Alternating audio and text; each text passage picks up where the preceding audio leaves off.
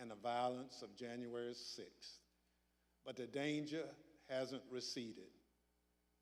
Led by my colleague, Mr. Aguilar, today we'll lay out the facts for the American people. But first, I'll recognize my colleague from Wyoming, Ms. Cheney, for any opening statement she'd care to offer. Thank you very much, Mr. Chairman. Let me take just a few minutes today to put the topic of our hearing in broader context.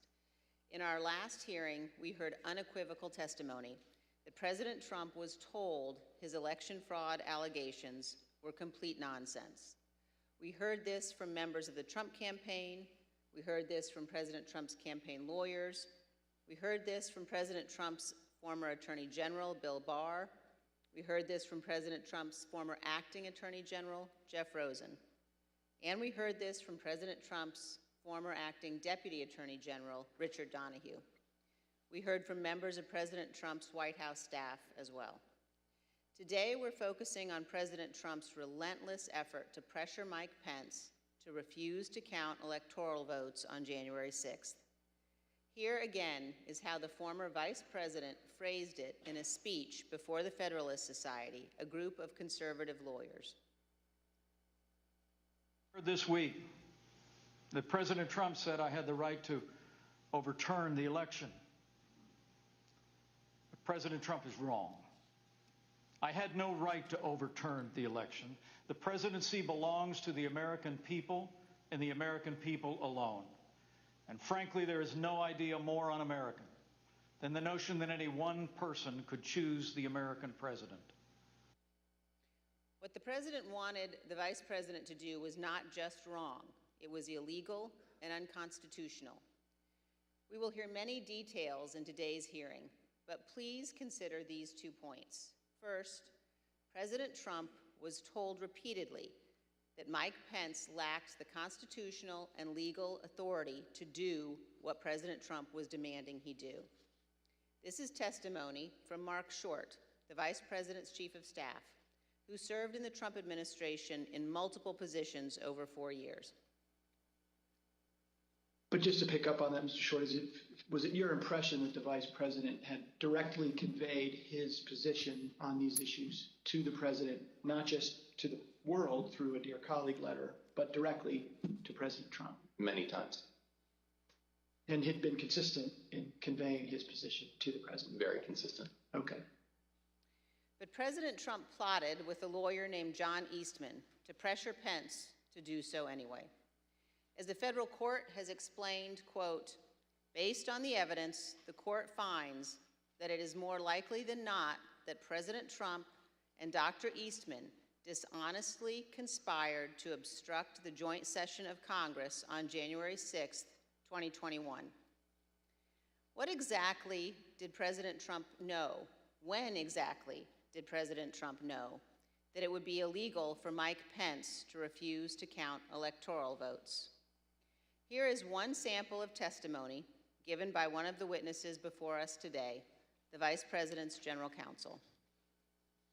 Did John Eastman ever admit, as far as you know, in front of the president, that his proposal would violate the Electoral Count Act? I believe he did on the 4th. That was January 4th, 2 days before the attack on Congress. A second point, please listen to testimony today about all of the ways that President Trump attempted to pressure Vice President Pence, including Donald Trump's tweet at 2:24 p.m. condemning Vice President Mike Pence when President Trump already knew a violent riot was underway at the Capitol. In future hearings, you will hear from witnesses who were present inside the White House, who were present inside the West Wing on that day. But today we focus on the earnest efforts of Mike Pence, who was determined to abide by his oath of office. As Vice President Pence prepared a statement on January 5th and 6th, explaining that he could not illegally refuse to count electoral votes, he said this to his staff. I mean, the Vice President had said, this may be the most important thing I ever say. And so This meaning the statement? The statement. And he really wanted to make sure that it was just so. You will hear today that President Trump's White House counsel believed that the Vice President did exactly the right thing on January 6th, as did others in the White House, as did Fox News host Sean Hannity. Vice President Pence understood that his oath of office was more important than his loyalty to Donald Trump. He did his duty. President Trump unequivocally did not. Thank you, Mr. Chairman. I yield back. Without objection, I recognize the gentleman from California, Mr. Aguilar, for an opening statement. Thank you, Mr. Chairman. Today, we intend to show the American people that January 6th was not an isolated incident. In the weeks culminating before, it was a legal scheme and deception. We've already learned that President Trump knew he lost the 2020 election. Shortly after, he began to look for a way to circumvent our country's most fundamental civic tradition, the peaceful transfer of power. The president latched on to a dangerous theory and would not let go because he was convinced it would keep him in office. We witnessed firsthand what happened when the President of the United States weaponized this theory.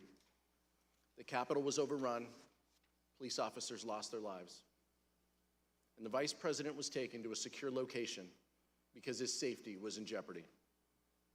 Let's take a look at the effect of Donald Trump's words and actions. I want to warn our audience that the video contains explicit content. Mike Pence is going to have to come through for us, and if he doesn't, that will be a sad day for our country. And Mike Pence, I hope you're going to stand up for the good of our Constitution and for the good of our country. And if you're not, I'm going to be very disappointed in you, I will tell you right now. I'm telling you what, I'm hearing that Pence just caved. No. Is that true? I didn't I'm hearing reports that Pence caved. No I'm way. telling you, if Pence caved, we're gonna drag motherfuckers through the streets.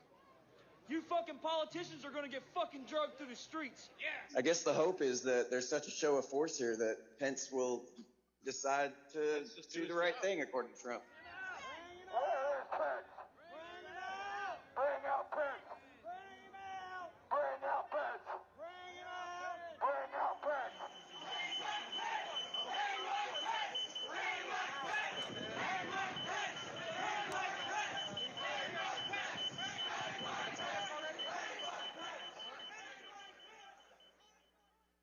How did we get to this point? How did we get to the point where President Trump's most radical supporters led a violent attack on the Capitol and threatened to hang President Trump's own vice president? You'll hear from witnesses that Donald Trump pressured Mike Pence to adopt a legally and morally bankrupt idea that the vice president could choose who the next president can be. You'll hear about how the vice president, the White House counsel, and others told Donald Trump that the vice president had no such authority. But President Trump would not listen. You'll hear how Vice President Pence withstood an onslaught of pressure from President Trump, both publicly and privately, a pressure campaign that built to a fever pitch with a heated phone call on January 6th. You'll also hear that the president knew there was a violent mob at the Capitol when he tweeted at 2:24 p.m.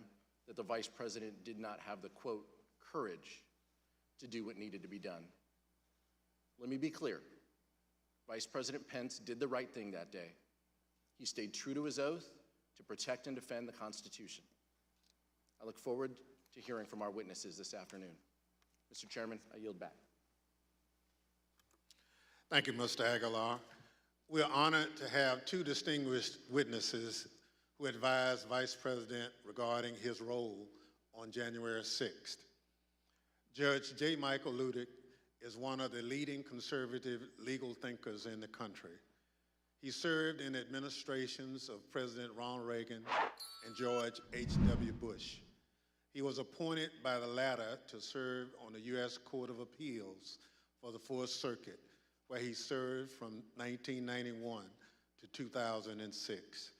He provided critical advice for Vice President Pence regarding the role of the Vice President in the joint session of Congress shortly before that fateful moment. He's written that the Vice President does not have the power to select the next President of the United States. He's also written that that contrary theory espoused by one of his own former law clerks was, quote, incorrect at every turn. We're also joined today by one of the people who was with Vice President Pence on January 6th, Greg Jacobs. Hi, guys. Sorry that I was late. Sorry. Pence.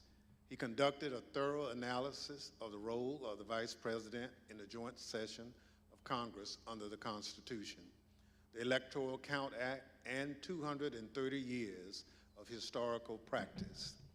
Oh, can we change your name? Okay, okay. First-hand information. Do you want me to start calling you Storm or Wicked? Because he lived through it. He was with the Vice President. I'm just going to be making some chokers today because I haven't decided what pattern we're going to start next, and this is like a weird stream anyway. Witnesses will please stand and raise their right hand.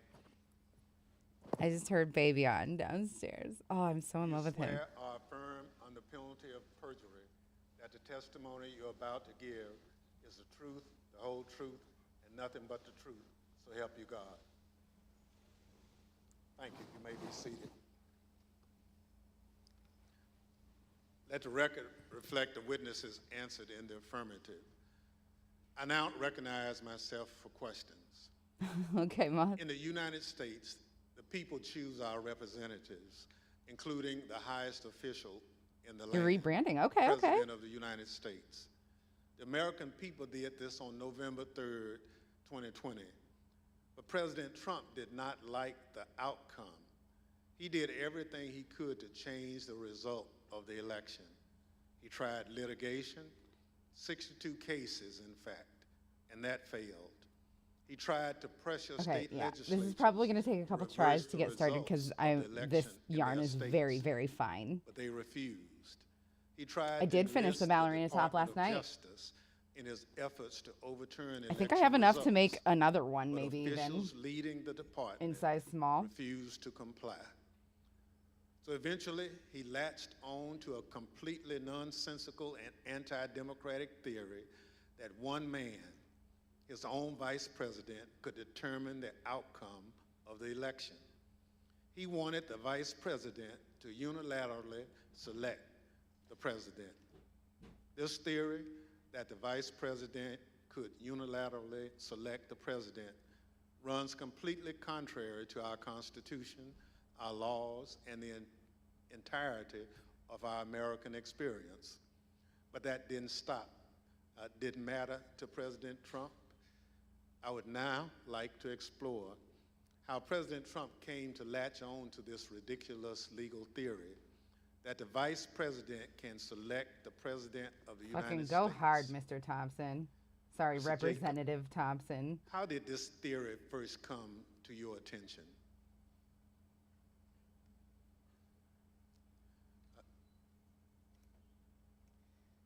The first time that I had a conversation with the Vice President about the 12th Amendment and the Electoral Count Act was in early December, around December 7th.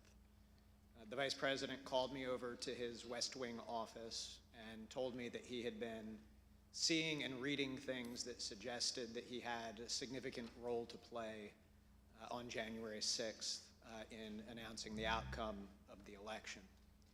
He told me that he had been first elected to Congress in 2000 and that one of his earliest memories as a congressman was sitting in on the 2001 certification, and he recalled that Al Gore had gavelled down a number of objections that had been raised to Florida.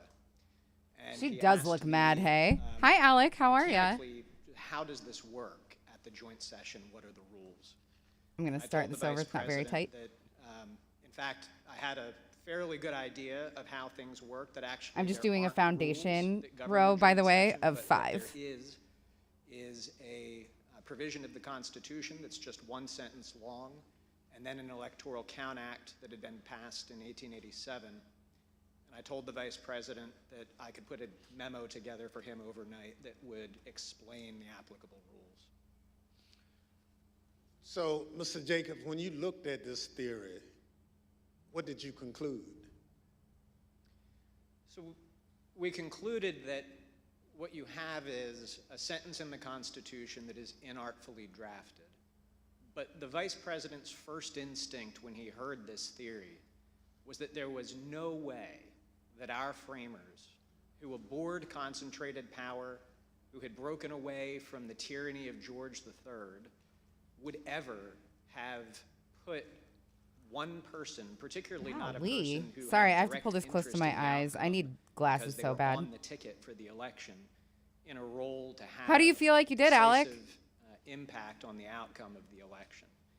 And our review of text, history, and frankly just common sense all confirmed the Vice President's first instinct on that point. There is no justifiable basis to conclude that the Vice President has that kind of authority.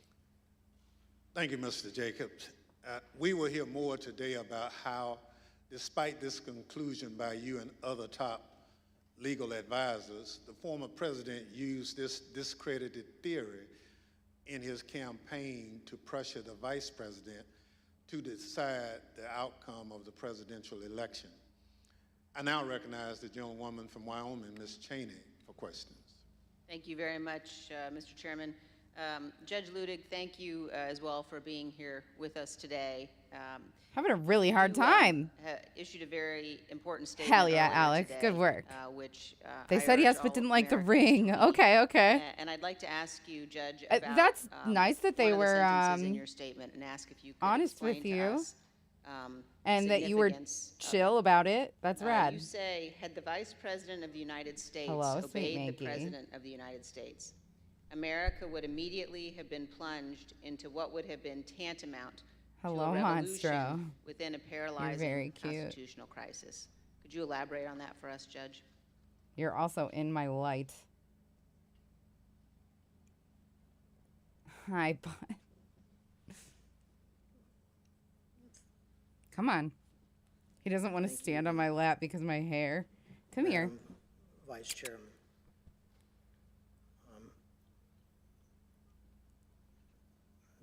That passage in my statement this morning referenced the most foundational concept Kept nipping them. Yeah, fair enough. in America, which is the rule of law. Hi, Box of Fun. How are you? Thus, as I interpret your question, Is his light now? Yeah. you were you're not asking wrong. about that foundational truth of these United States, Oh, don't leave which me. we call America. Hi, babe. Thank you so much. Don't even stress about it. Josiah coming in clutch with the water and the Foundational coffee. Truth is the rule of law. He's a little asshole. That foundational truth is Also, there's nothing wrong with this camera. This is the the actual United color of States my of coffee. America, the profound truth. But it's not merely the profound truth Silgnab, I'm so excited about it. It's still a little for bit the too United hot for me. States. It's also the simple truth.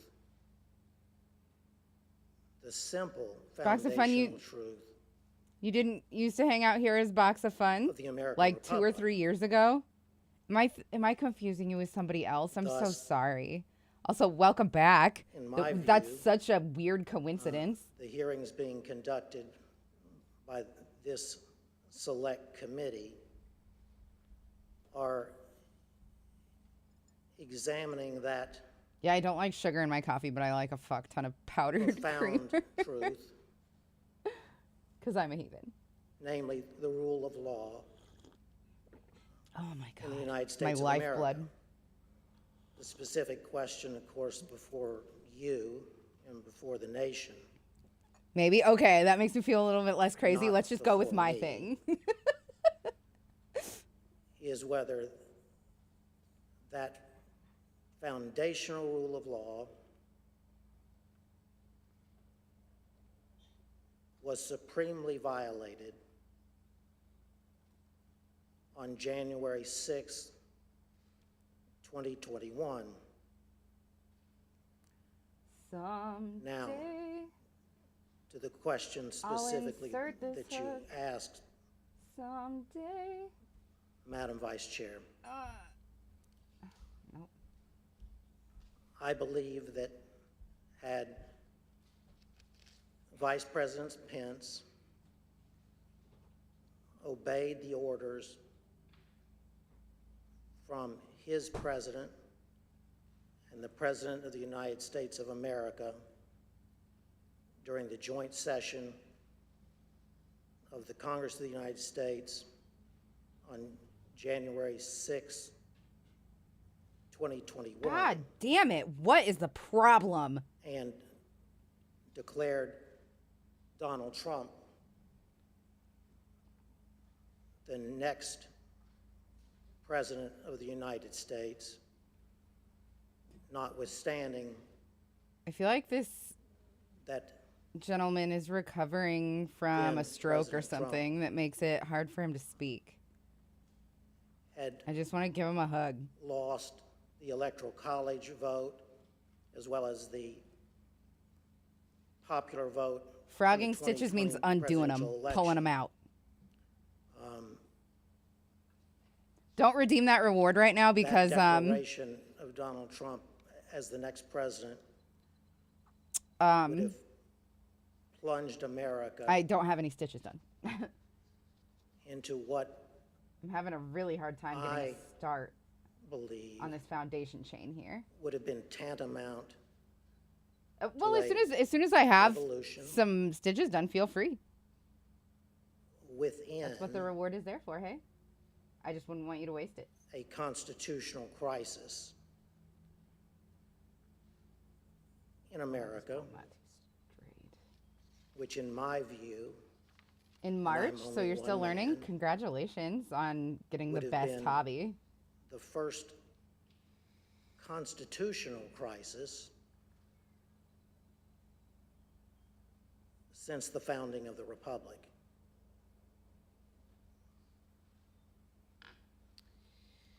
Taken to it better than most. Thank you That's very much, awesome. Judge, for your solemn attention to these issues and for your appearance here today.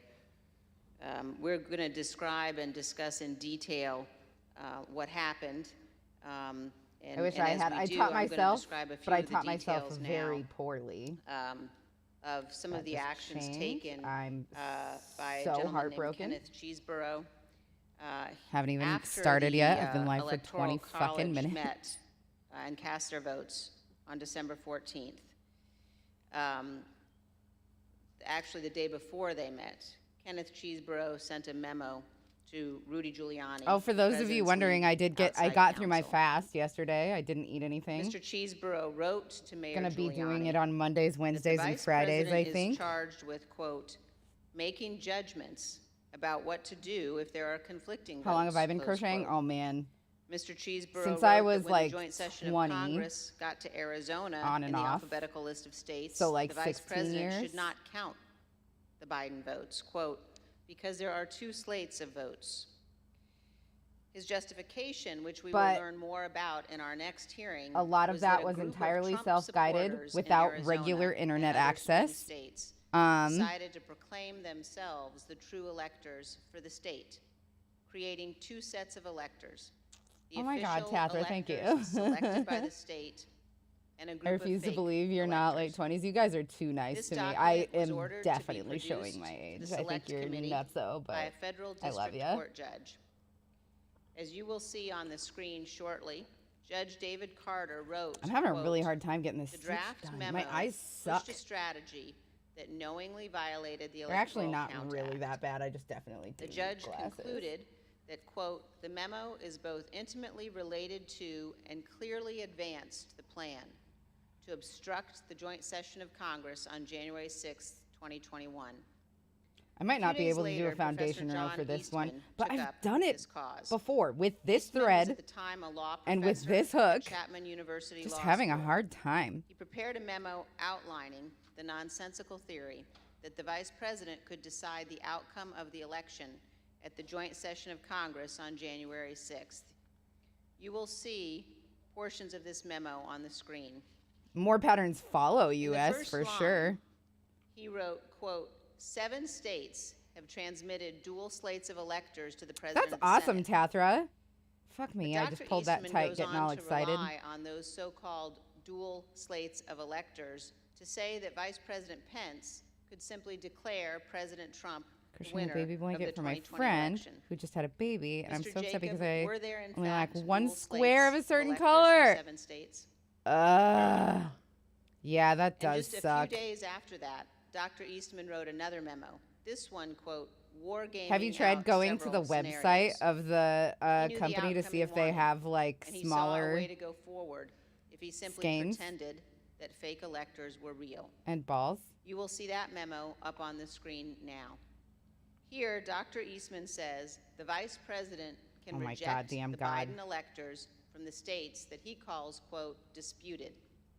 Under several of the scenarios, the vice president could ultimately just declare Donald Trump the winner, regardless of the vote totals that had already been certified by the states.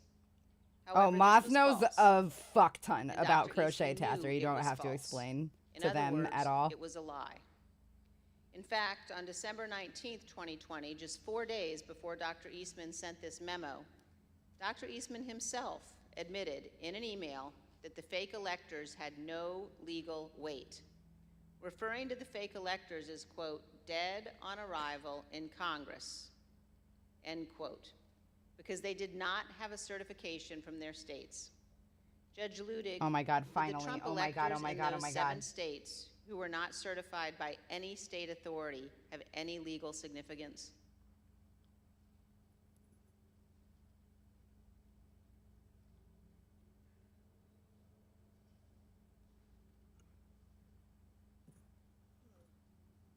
Congresswoman, there was no support whatsoever in either the Constitution of the United States nor the laws of the United States We have it. for Boys, we got it. the vice president, frankly, ever to count alternative electoral slates from the states that had not been officially certified by the designated state official in the Electoral Count Act of 1887. I did notice in the passage from Just Mr. this row is Eastman's going to be hard. memorandum, It's going to be smooth sailing I took a after note this. on I'm it. so sorry. and correct me Everybody. if I'm wrong, but he said in that passage that there was both legal authority as well as historical precedent. I do know what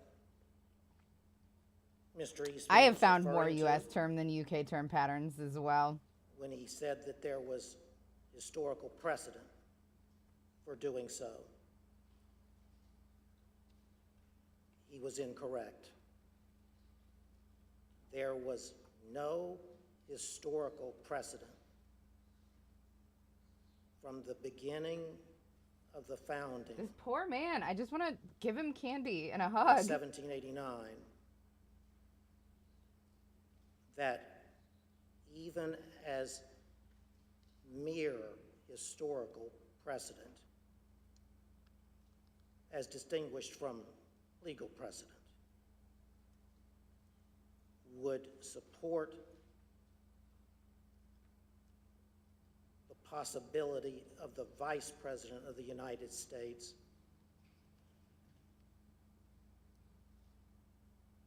quote, counting During recess, I'm going to have to get a fan and put alternative my hair up. electoral I'm slates that had dying. not been It's officially real warm certified already.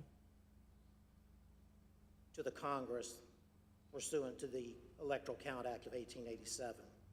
I would be glad to explain that historical precedent if the committee wanted, but it would be a digression. Thank you very much, Judge. I know my colleagues will be pursuing that issue in more depth, and now I'd like to yield back, Mr. Chairman. Thank you very much. Pursuant to Section 5C8. I have to pull it close to my eyes again. I'm very, very sorry, everybody. The chair recognizes the gentleman from California, Mr. Aguilar, and staff counsel, Mr. John Wood, for questioning. Thank you, Mr. Chairman. Someday I'll have We're fortunate to a have a setup that bipartisan makes staff. sense. Senior Investigative Counsel John Wood previously served as United States Attorney in Missouri under President George W. Bush. He and I will share today's lines of questioning. Mr. Wood? Thank you, Mr. Aguilar. Judge Ludig, I had the incredible honor of serving as one of your law clerks. Another person who did was John Eastman. And you have written that Dr. Eastman's theory that the vice president could determine who the next president of the United States is, in your words, incorrect at every turn. Could you please explain briefly your analysis? He just said urinalysis. Urine.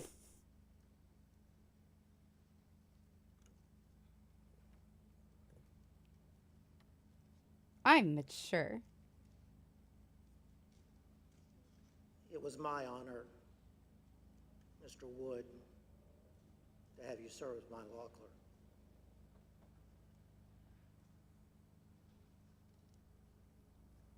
I could answer that question. So I'm trying to perfectly loosen the loops I had, here at to my make it easier to get the disposal hook through. Either Mr. Eastman's tweet or my own analytical tweet of September 21st, but I don't. But that said, let me try to remember the Hi, Gish. How are you? It's good to see you. Mr. Jolly Eastman's Mercenary. Hello. And Judge, I can Good to read see you guys. into Oh, the audience, nice. I think what was a really key passage from your very insightful analysis when you wrote, I believed that Professor Eastman was incorrect at every turn of the analysis in his January 2nd memorandum, beginning with his claim that there were legitimate competing slates of electors presented from 7 states, and you've already addressed that issue. But your next sentence said, continuing to his conclusion that the vice president could unilaterally decide not Working to count with the really votes thin from the thread, 7 states so in which and my competing eyes slates were allegedly suck a little presented. bit. So what was your basis for So I'm concluding that struggling Dr. with just Eastman getting this was foundation incorrect row in going, his conclusion that but the we'll be vice doing some president could chokers unilaterally today to decide put not in the count shop. votes from these disputed states? And today after stream, that's what I'll be working on is setting up my shop with Kofi. As I previously stated in response to Congresswoman Cheney, Y'all are so helpful. there was no basis in the Constitution or laws of the United States at all for the theory espoused Okay. by Mr. Eastman. This is the ugliest At all. foundation row I've ever. Oh, None. because this last one is in the wrong spot. Please With all tell me I do not respect have to to- start all the way over. My co-panelist, he said, I believe in partial response to one of the select committee's questions, I can't believe I put that in the wrong fucking the spot. single sentence One, in the 2, 3. 12th Amendment Mm. was, he thought, inartfully written. That single sentence is not inartfully written. It was pristine clear that the President of the Senate on January 6th, the incumbent Vice President of the United States, I have to redo 2. had little substantive He'd under. constitutional I don't think so. authority, They said that they weren't going to be pursuing if uh, at all. prosecution, I suppose. The 12th Amendment, the single sentence that Mr. Jacob refers to. Hi, says J-Rod. How are you? It's in good to see you. substance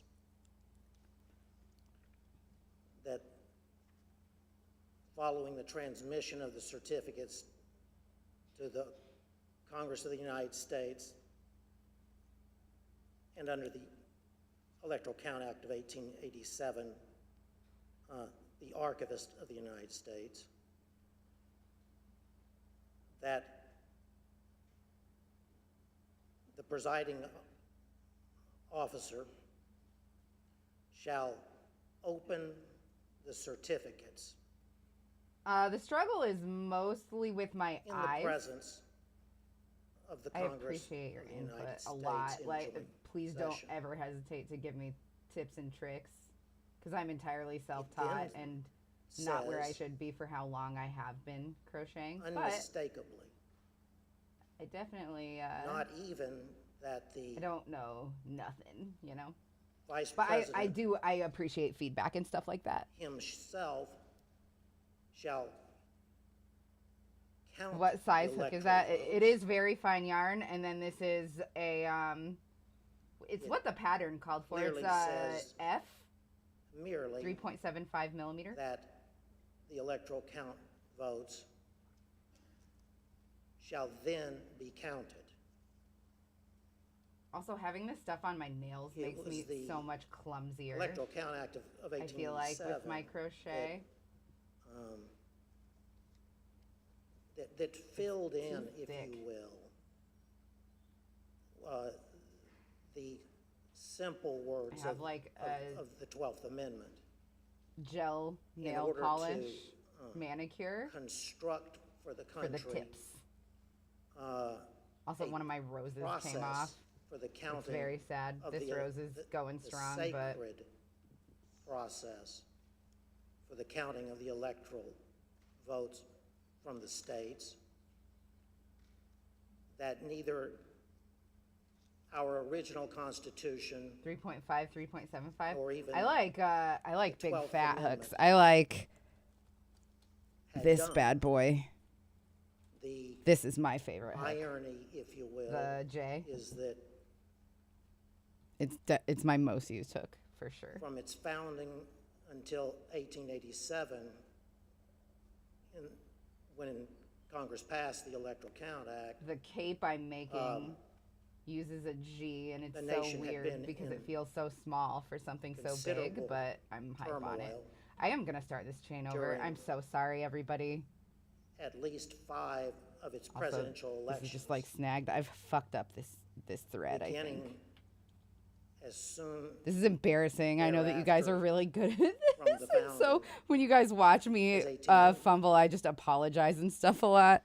So it wasn't for almost 100 years later until the Electoral Count Act was passed.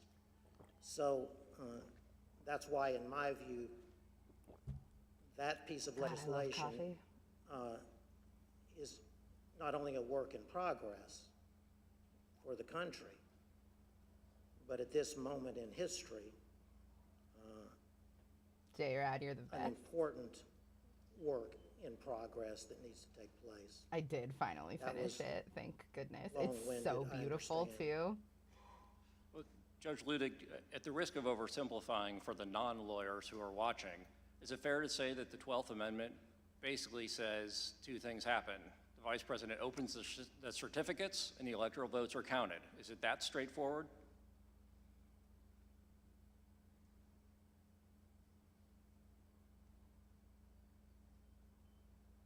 I would not want that to be my testimony before the Congress of the United States. The language of the 12th Amendment Got the first one a lot faster is this that time. simple. Thank you, Judge. Mr. Jacob, I have a question for you. I believe during your deposition before this committee, you said something to the effect of you'd read every word written about the 12th Amendment, the Electoral Count Act, and historical practice.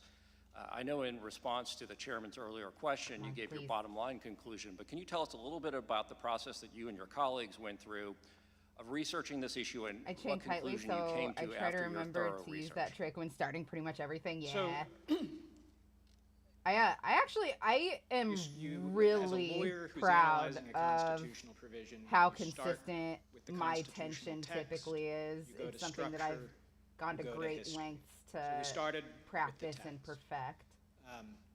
We did not think that the text was quite as unambiguous as Judge Ludig indicated. In part, we had a constitutional crisis in 1876 because in that year, multiple slates of electors were certified by multiple slates. And when it came time to count those votes, the antecedent question of which ones had to be answered. That required the appointment of an independent commission. That commission had to resolve that question, and the purpose of the Electoral Count Act of 1887 had been to resolve those latent ambiguities. Now, I'm in complete agreement with Judge Ludig.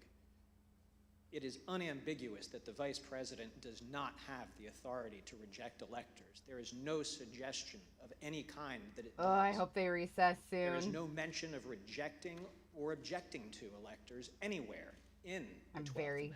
Very hot. And so the notion that the vice president could do that certainly is not in the text. Sweat rolling down my belly. The problem that we had and that John Eastman raised in our discussions was we had all seen that in Congress in 2000, in 2004, in 2016, there had been objections raised to various states. And those had even been debated in 2004. And so here you have The lady behind him does look really mad. I think that she just has RBS though. Or rejecting, and yet we did have some recent practice of that. The arms of the cardigan you're doing. Do you have fun pictures that you can share with us, Gish, that you can like link to in chat? No, no pressure or anything. Doxy, just take a break. I don't want to miss any of this. I can't wait to go to heaven and meet the framers and tell them the work that you did in putting together our Constitution is a work of genius. Thank you. It was divinely inspired. There is one sentence that I would like to talk to you a little bit about. So then we went to structure. And again, the vice president's first instinct here is so decisive on this question. There's just no way that the framers of the Constitution, who divided power and authority, who separated it out, who had broken away from George III and declared him to be a tyrant, there was no way that they would have put in the hands of one person the authority to determine who was going to be president of the United States. And then we went to history. We examined every single electoral vote count that had happened in Congress since the beginning of the country. Every time. Why? We examined the Electoral Count Act. We examined practice under the Electoral Count Act. And critically, no vice president in 230 years of history had ever claimed to have that kind of authority, hadn't claimed authority to reject electoral votes, had not claimed authority to return electoral votes back to the states. In the entire history of the United States, not once had a joint session ever returned electoral votes back to the states to be counted. And in the crisis of 1876, to be perfectly frank, we haven't had a whole lot of one-term presidents the United States Supreme without Court, who them supplied dying. The decisive final vote on that commission had specifically looked at that question and said, first, the vice president clearly doesn't have authority to decide anything. And by the way, I also imagine there does not have been corrupt authority presidents to before conduct an investigation by Mr. sending Trump. things back out for a public look at things. So the history I feel like absolutely history decisive. And again, part of tends my to discussion paint with Mr. Eastman was, if you were right, don't American you think Al Gore might have liked to have white known men in 2000 as that he had rosier authority than to they just were? declare himself president of the United States? Did you think that the People Democrat still lawyers just stand didn't Robert think of E. this Lee, very and he was a obvious treasonous quirk that he could use to do that? piece of shit. And of course, he acknowledged Al Gore did not and should not A have had brave, that authority treasonous at that piece of shit, but that's about his only But so, redeeming quality. text, And really, structure, how history, I fucking, think what we had was how some valuable ambiguous is text bravery that common sense and structure when you're being would tell brave you in order to the answer keep cannot human possibly slaves as be property? that the vice president has that authority. You know what I As mean? The committee already played the vice president's remarks. There is almost no idea more un-American than the notion that any one person would choose the American president. And then unbroken historical practice for 230 years that the vice president did not have such an authority. Thank you. I reserve the remainder of my time. Mr. Jacob, you weren't the only one who knew that the legal theory was wrong, though. Here's what various advisors to the president thought about that theory.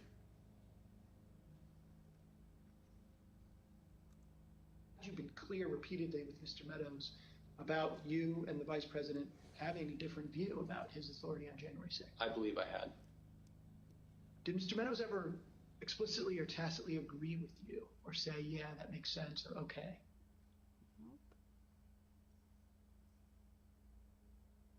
I believe that that Mark did agree. It's so hard when What working makes you with say yarn that? this fine I believe that's what he to get just the told. 2 loops But- that you need. As I mentioned, I think Mark Hi, was Laird. doing How so are many- you? so many different things that it was not something Welcome. that I would necessarily accept as, okay, well, that means that's resolved. I see. Tell me more what he told you on this topic. Well, I think it was that, the vice president doesn't have any broader role. And I think he was understanding of that. So despite the fact that he may have said other things to the president or others, to you, he said Okay. he understands Fucking that vice president has finally. no role. We got done with our Did he say that foundation to you row. several times? 46 minutes into stream. Before January 6th. Yes. The way it was communicated to me was that I imagine with petticoats you have to do a healthy thought amount the of both. idea was nutty. Oh, sure and thing. at Thanks for looking out for me, one Maud. point, confronted Eastman basically with the same sentiment. Pat expressed his admiration for the vice president's actions on the day of the 6th and said that he concurred with the legal analysis that our team had put together to reach that point. It made no sense to me that in all the protections that were built into the Constitution for a president to get elected and steps that had to be taken, that the power to choose the next president would be sitting with the vice president. Do you know if Mr. Clark or Mr. Hell yeah. Okay. We're Morgan, good. Everything's Mr. Morgan, good. viewed about that, thought about that, Mr. Eastman's advice? Yeah, they thought So he was crazy. now I'm using Do you know if they ever expressed an opinion on whether Bard's, they thought the vice president had the power Bard's that tip, John Eastman said he the did?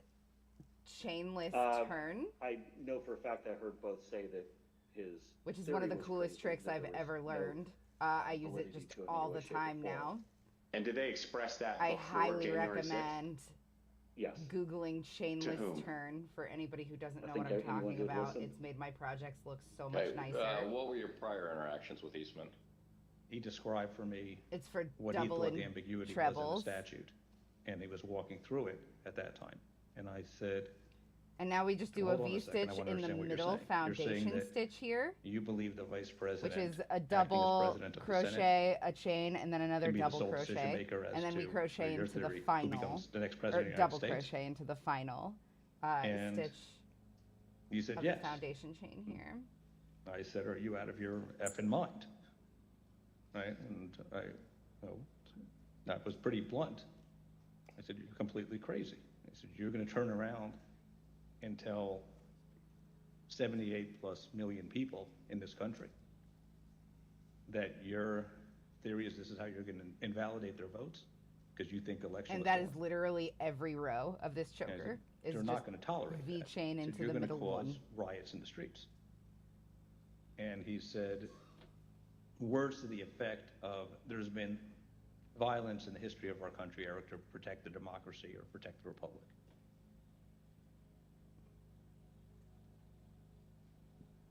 In fact, there was a risk that the lawyers in the White House counsel's office would resign. For example, Fox News host Sean Hannity expressed concern that the entire White House counsel's office could quit. As you can see from these texts, Mr. Hannity wrote to White House Chief of Staff Mark Meadows that, quote, "We can't lose the entire White House counsel's office. I do not see January 6th happening the way he is being told. A few days later, on January 5th, Mr. Hannity wrote to Mr. Meadows that, quote, "I'm very worried the next 48 hours. Pence pressure, White House counsel will leave." While Sean Hannity was apparently very concerned about the possibility that the White House counsel would resign in protest of the president's effort to force the vice president to violate the Constitution, some others close to the president were more dismissive of the White House counsel's position. Here's what Trump's son-in-law and senior advisor Jared Kushner said during his deposition regarding the White House counsel Pat Cipollone's threats to resign. Jared, are you aware of instances where Pat Cipollone threatened to resign? I kind of, like I said, my interest at that time was on trying to get as many pardons done. God, he and fucking I know that, he was me always, him and the team were always saying, "Oh, He looks we're like a gonna resign, we're not gonna ventriloquist be here dummy. if this happens, if that happens." Operating on its I kind own. of took it up to just be whining, to be honest with you.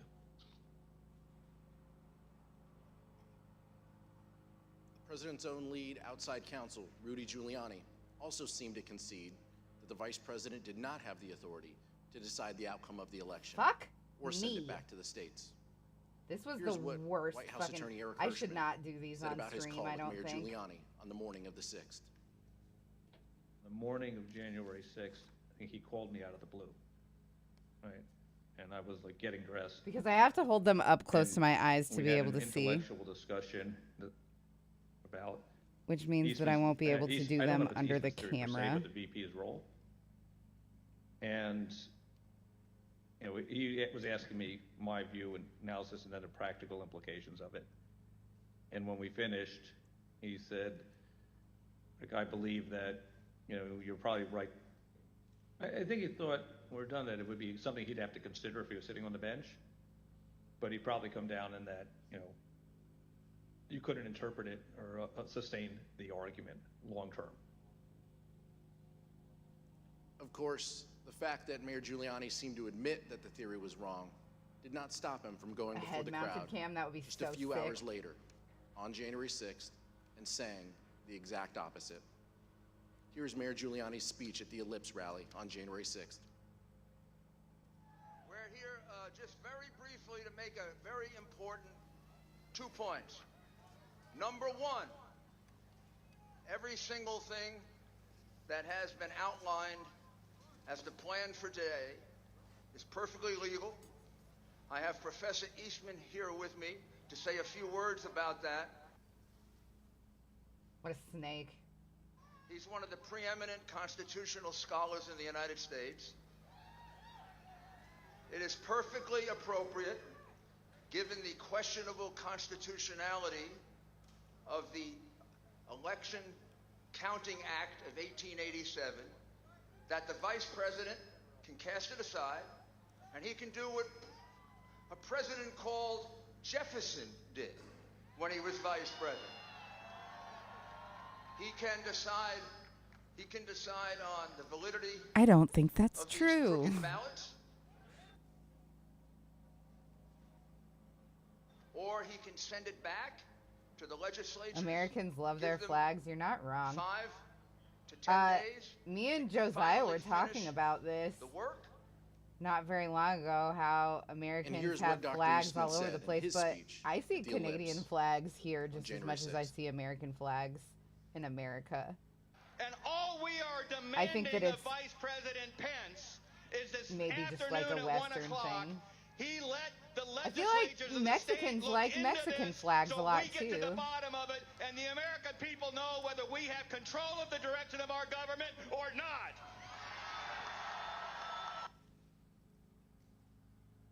Even Dr. Eastman knew his theory didn't hold water. Mr. Jacob, All these little white you boys never discussed been and even told debated no. this theory at length About to with find the Dr. Eastman. fuck out. Did Dr. Eastman ever tell you what he thought the U.S. Supreme Court would do if it had to decide this issue? Yes. We had an extended discussion, an hour and a half to 2 hours on January 5th. You never see flags here except I like on pressed special him days. Are you in on the point, Canada, I said, Silgnev? John, if the vice president did what you were asking him to do, we would lose 9-0 in the Supreme Court, wouldn't we? And He initially started it, well, I think maybe you would lose only 7-2. And after some further discussion, acknowledged, well, yeah, you're right, we would lose 9-0. I appreciate that. In our investigation, the Select Committee has obtained evidence suggesting that Dr. Eastman never really believed his own theory. Let me explain. On the screen, Here in Norway, you can see a draft letter to the president the rules from for October flags are extremely 2020. strict here. Ooh.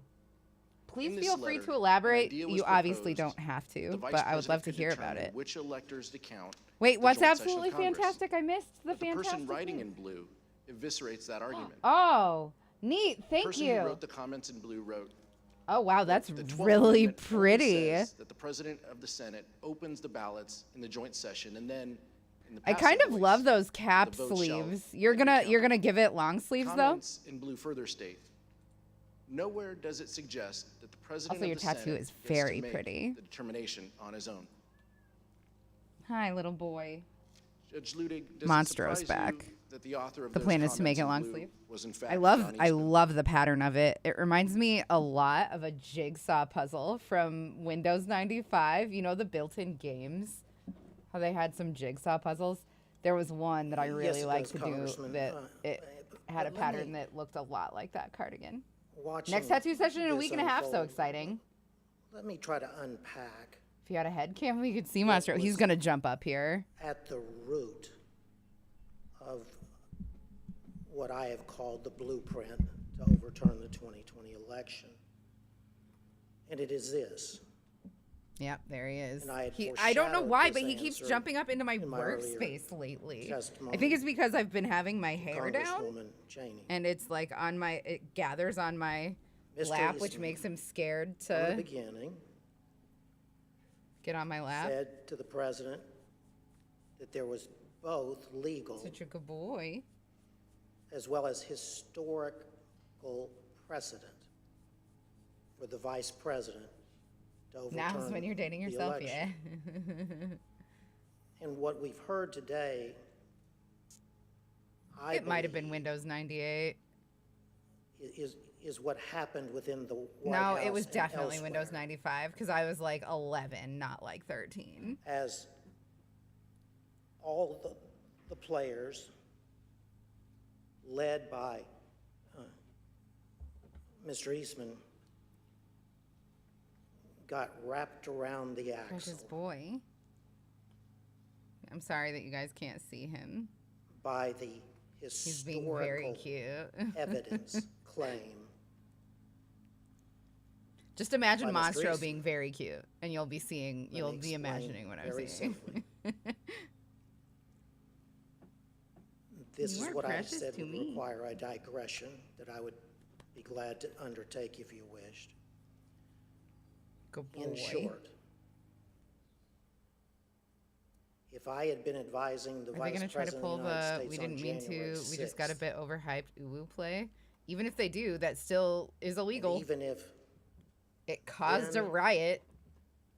Vice President They tried Jefferson to do a sedition, and insurrection. even then Vice President John Adams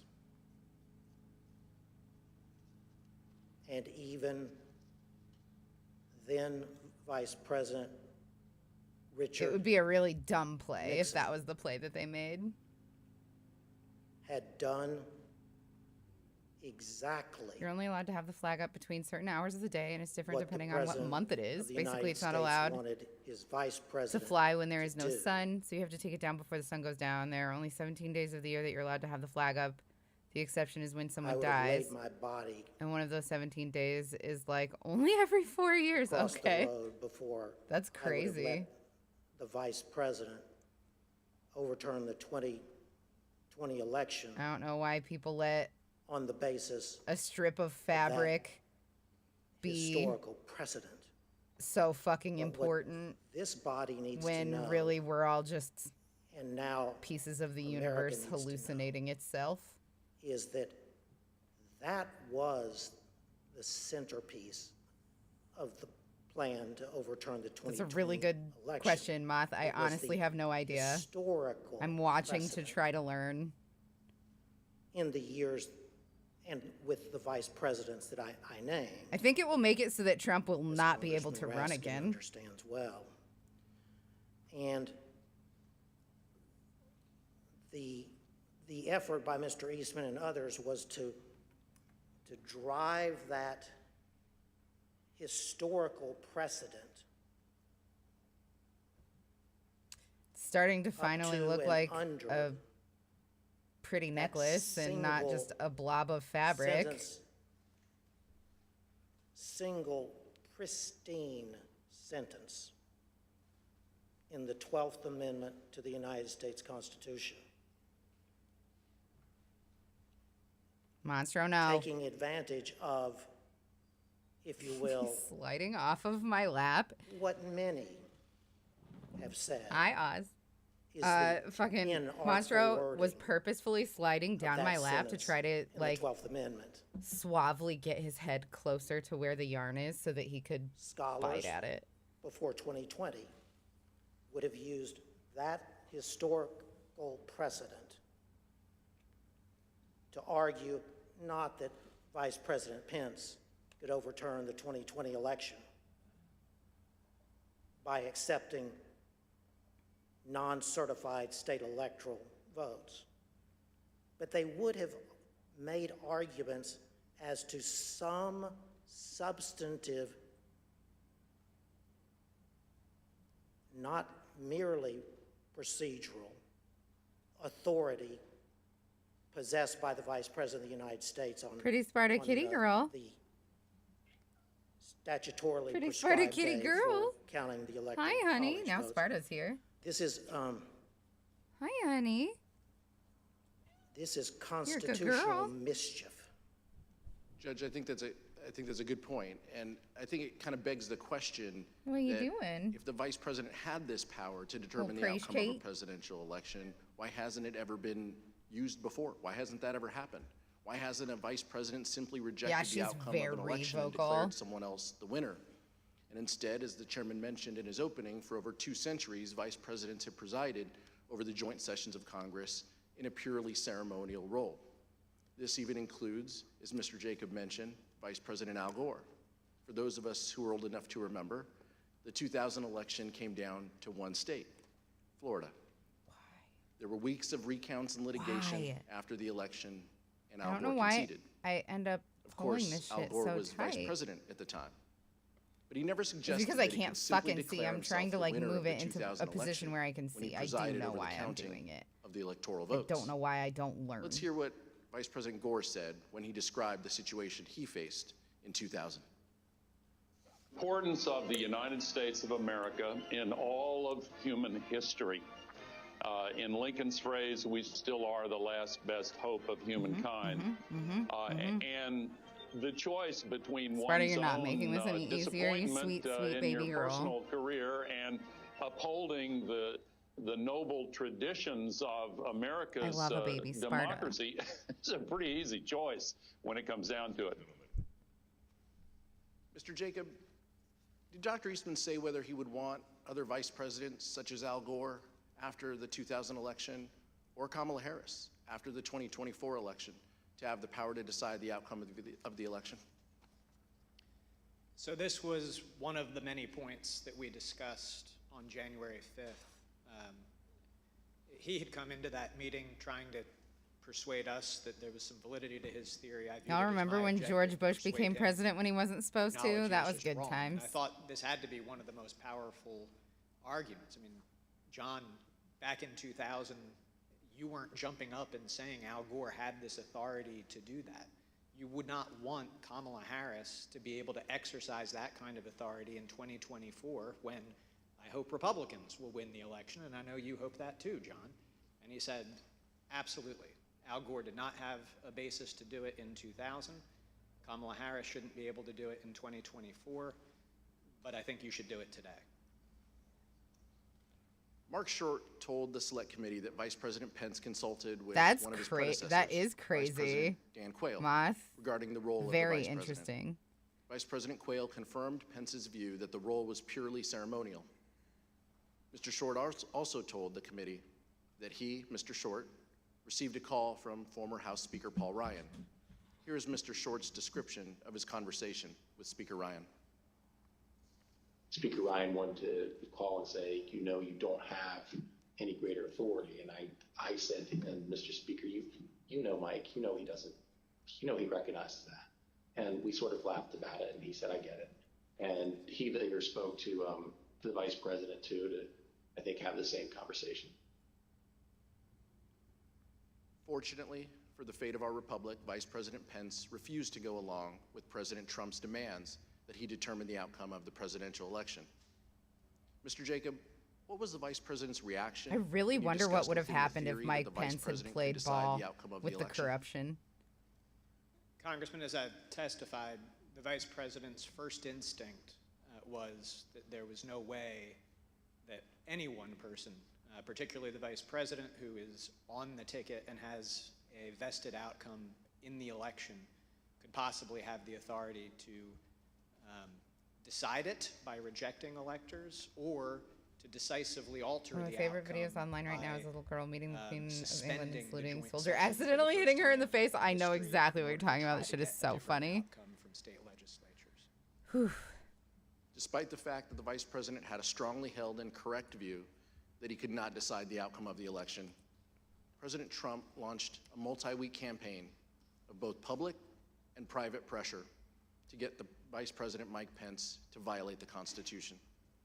Here are some examples of the intense pressure the Vice President faced. I was from all also sides, very surprised, and what Shardies. his Chief of Staff thought of it.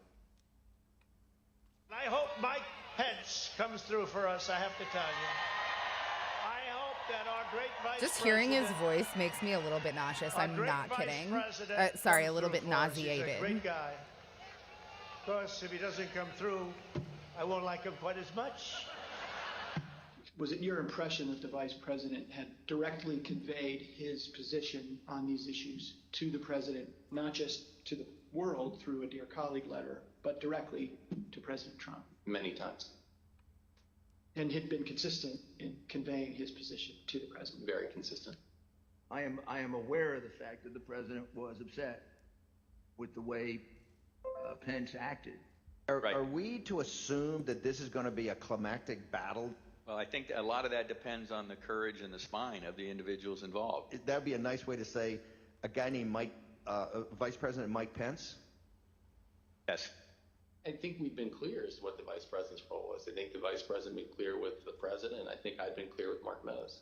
I think the Vice President is going to throw down tomorrow and do the right thing because, Lou, like I said before, this is a time for choosing. People are going to look back at this moment tomorrow and remember where every single one of their elected officials were. Did they vote for the rule of law and getting these elections right, or did they give it away to the Democrats and the people who cheated and stole their way through this election? Definitely in the, when I got back into town, Had to read talks something. like the 5th and the 6th, the president was, all the attention was on what Mike would do or what Mike wouldn't do. The Vice President really was not wavering in his commitment to what his responsibility was. And so, yeah, was it painful? Sure. Yeah, J-Rod, you're not wrong. President's Well, I pressure mean, a bunch of campaign them were started in appointed December. by Trump, hey? For example, Like, although the Vice he President lucked made his into a views position he clearly didn't and deserve, unmistakably known to the and then President put a and bunch of others in the people that White had House, no on experience December 23rd, and no business being in these roles into President these Trump roles. retweeted a memo from an individual named It's Ivan Reitman wild. entitled Just Operation Pence wild. Card that called on the Vice President to refuse the Electoral College votes from certain states that had certified Joe Biden as the winner. President Trump started his pressure campaign in December, but he dialed up the pressure as January 6th approached.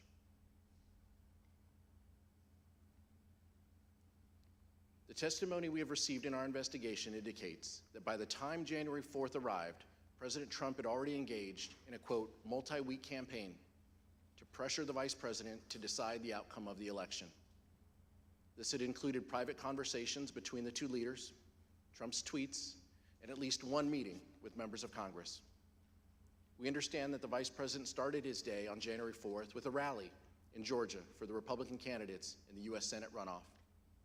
When the Vice President returned to Washington, he was summoned to meet with the President regarding the upcoming joint session of Congress. Mr. Jacob, who attended that meeting? The attendees were the Vice President, the President, Mark Short, the Chief of Staff to the Vice President, myself, and John Eastman. There was about a 5-minute period where Mark Meadows came in on a different issue. Let's show a photo of that meeting. Mr. Jacob, during that meeting between the President and the Vice President, what theories did Dr. Eastman present regarding the role of the Vice President in counting the electoral votes? During the meeting on January 4th, Mr. Eastman was opining. Hey, that thank there you were so much, two Wicked legally Storm, for viable 7. arguments, I appreciate that a lot. authorities that the Vice President could exercise 2 days later on January 6th. One of them was that he could reject electoral votes outright. The other was that he could use Chat room his fart slide. Come on. capacity as presiding officer Celebrate. to One of us. suspend One of us. proceedings and declare essentially a 10-day recess during which states that he deemed to be disputed, there was a list of 5 to 7 states that the exact number changed from conversation This is to turning out. I feel a lot better about the rocky President start could, now that sort of issue it looks a so demand good. to the state legislatures in those states to re-examine the election and declare who had won each of those states. So Even my girl here was said like, both of Mom, those it's were like she's legally you. Oh viable my options. God. That's He said so that he did wonderful. not I love to hear it. upon questioning. He did not recommend what he called the more aggressive option, which was reject outright, because he thought that that would be less politically palatable. The imprimatur. Tell my alternate universe daughter I said what's up. Would be necessary Nice. to ultimately have. Yeah, Anton, gotta love a sedition hearing, hey? Outcome in favor of President Trump, and so he advocated that the preferred. How are course of you, by the action way? would be the Are you going to be procedural around route of suspending the joint session on and Friday? I don't know if everybody. Nice. I don't know if everybody's going to be Mr. there. Jacob, I know you won't discuss the direct conversations between Or the if it's just President me and the Vice Jesse President. doing chores, So rather but than I would love asking to what see the Vice you. President said in that meeting, I'll ask you a more general question. Did the Vice President ever waver in his position that he could not unilaterally decide which electors to accept? The Vice President never budged from the I don't know if position that I have Josiah's described gonna as be his able to make first it. instinct, which was that it just made no sense from everything that he knew and had studied about our Constitution that one person would have that kind of authority. And did the Vice President ever waver in his position that he could not delay certification and send it back to the states? No, he did not. Did Dr. Eastman admit in front of the President that his proposal would violate the Electoral No Count fun, Act? Anton. I'm so sorry. So during that meeting on the 4th, I think Shardies, I that's right. raised, the What problem is that your dog both and or cat's name? What Mr. kind of Eastman's animal is it? proposals Is it a would boy or a violate several girl? provisions of the Electoral Count Act. Mr. Eastman acknowledged that that was the case, that even what he viewed as the more politically palatable option would violate several provisions, but he thought that we could do so because in his Calling it view, right the now, in Electoral roughly Count 15 Act years, was politicians will use words unconstitutional, like swag in their debates. and I when don't think that that will raised ever concerns happen. that position would likely lose in court. His view was I don't think that court will ever simply wouldn't be happen. Involved to invoke the political question doctrine, and therefore It's funny we to could think have some about, though. comfort proceeding with that path. Oh, that's for my babies? But just to reiterate, Sparta. he told you, Pretty kitty girl. maybe this Hold was on. in a later conversation, but he told you at some point that if in fact the issue ever got to the Supreme Court, his I theory can't- would lose I can't see 9-0, her. correct? The next time one comes next in, I morning, promise I will baby talk them for you. Starting around 11 or 11:30, we met for an hour and a half to 2 hours, and in that meeting, I've already described the text, structure, history conversation, but we started walking through all of that, and I said, so John, basically what you have is They use the word some text tweets that may already. be I mean, a little tweets bit are an ambiguous, object, but though. then Tweets are a nothing thing. else that would support it, including the fact that Not that big of a nobody would difference ever to want you. that It's a to be the big rule. difference to the United States Wouldn't we government. lose 9-0 in the Supreme Court? And again, he Like, initially politicians started, well, are maybe you'd only tweeting, lose and it's 7-2, not like a but turn of ultimately phrase. acknowledged, That's what it is. no, That's what they're we would lose doing. 9-0. No judge would support his argument. After his meeting with the vice president, Donald Trump Right. flew to Georgia for a rally in support of the Republican candidates. Oh my in the gosh, United States Tazra, Senate thank runoff. you. I Even though the appreciate vice it. president You guys are the had been best. steadfast in resisting the president's pressure, President Trump continued to publicly pressure Vice President Pence in his Georgia speech. I think it might if we keep Rather than electing idiots. focusing That is a fair exclusively on the point. Georgia Senate runoff, Trump turned his attention to Mike Pence. I'd Here's like what to the president said samesies during that rally motion. in Georgia. The YOLOs have it. Comes through for us, I have to tell you. I hope that our great vice president comes through for us. He's a great guy. Of course, if he doesn't come through, I won't like him quite as much. So the president had been told multiple times Literally that the vice high president school could not affect tactics. the outcome of the election, but he nonetheless publicly pressured Mike Pence to do exactly that by saying, quote, "If he doesn't come through, I won't like him as much." Let's turn now to January 5th. Mr. Wood? Thank you. That morning, meaning January 5th, the president issued a tweet expressly stating that the vice president had the power to reject Either way, you're not electors. for it. I'm with you. Let's look at what I'm the president totally wrote. with you. Quote, "The vice I'm okay with president them talking has about the power tweets to because that's reject just like a thing, fraudulently right? chosen electors." Mr. Jacob, you've already told us about your meeting Fuck with Dr. yeah, Eastman Wicked and the president Storm. on January 4th, and you Alternate briefly universe made Vincent. reference to the meeting you had with Dr. Eastman the next day, January 5th. Can you tell us a little bit more about that meeting with Dr. Eastman on January 5th? For example, where was the meeting? Who was there? So at the conclusion of the Swag meeting, out President boycotted with the had fraud. asked that, Fuck. that our office meet with Mr. Eastman the next day to hear more about the positions he had expressed at that meeting, and the vice president indicated that sort of offered me up as his counsel to fulfill that duty. So we met in Mark Short's office in the executive office building across the way from the White House. Dr. Eastman Angel, had you know, a hi. court hearing by Zoom. that Idiocracy morning, is so already a democracy. didn't The start minute first that thing, but rather Donald started Trump around 11. became like an That actual meeting went for about an potential hour and a half, candidate, 2 hours. that was the beginning of the end. Chief of Staff Mark Short was. We will at never that recover meeting from most the of damage time. he's There were a done. few That it will times that never he, happen. left. And essentially, it was an Not without the extended United States discussion. breaking up into smaller countries. What most surprised me about that meeting was that The when Mr. people have Eastman become came so in, fucking divided. he said, "I'm here to request that you reject the electors." So on the 4th, that had been the path that he had said, "I'm not recommending that you do that." But on the 5th, he came in and expressly requested that. And I grabbed a notebook as I was heading into the meeting. I didn't hear much new from him to record, but that was the first thing I recorded in my notes was request that the VP reject. Just to be clear, you're saying that Dr. Eastman urged the vice president to adopt the very same approach that Dr. Eastman appeared to abandon in the Oval Office meeting with the president the day before. Is that correct? He had recommended against it the evening before. I can't believe there hasn't been a recess yet.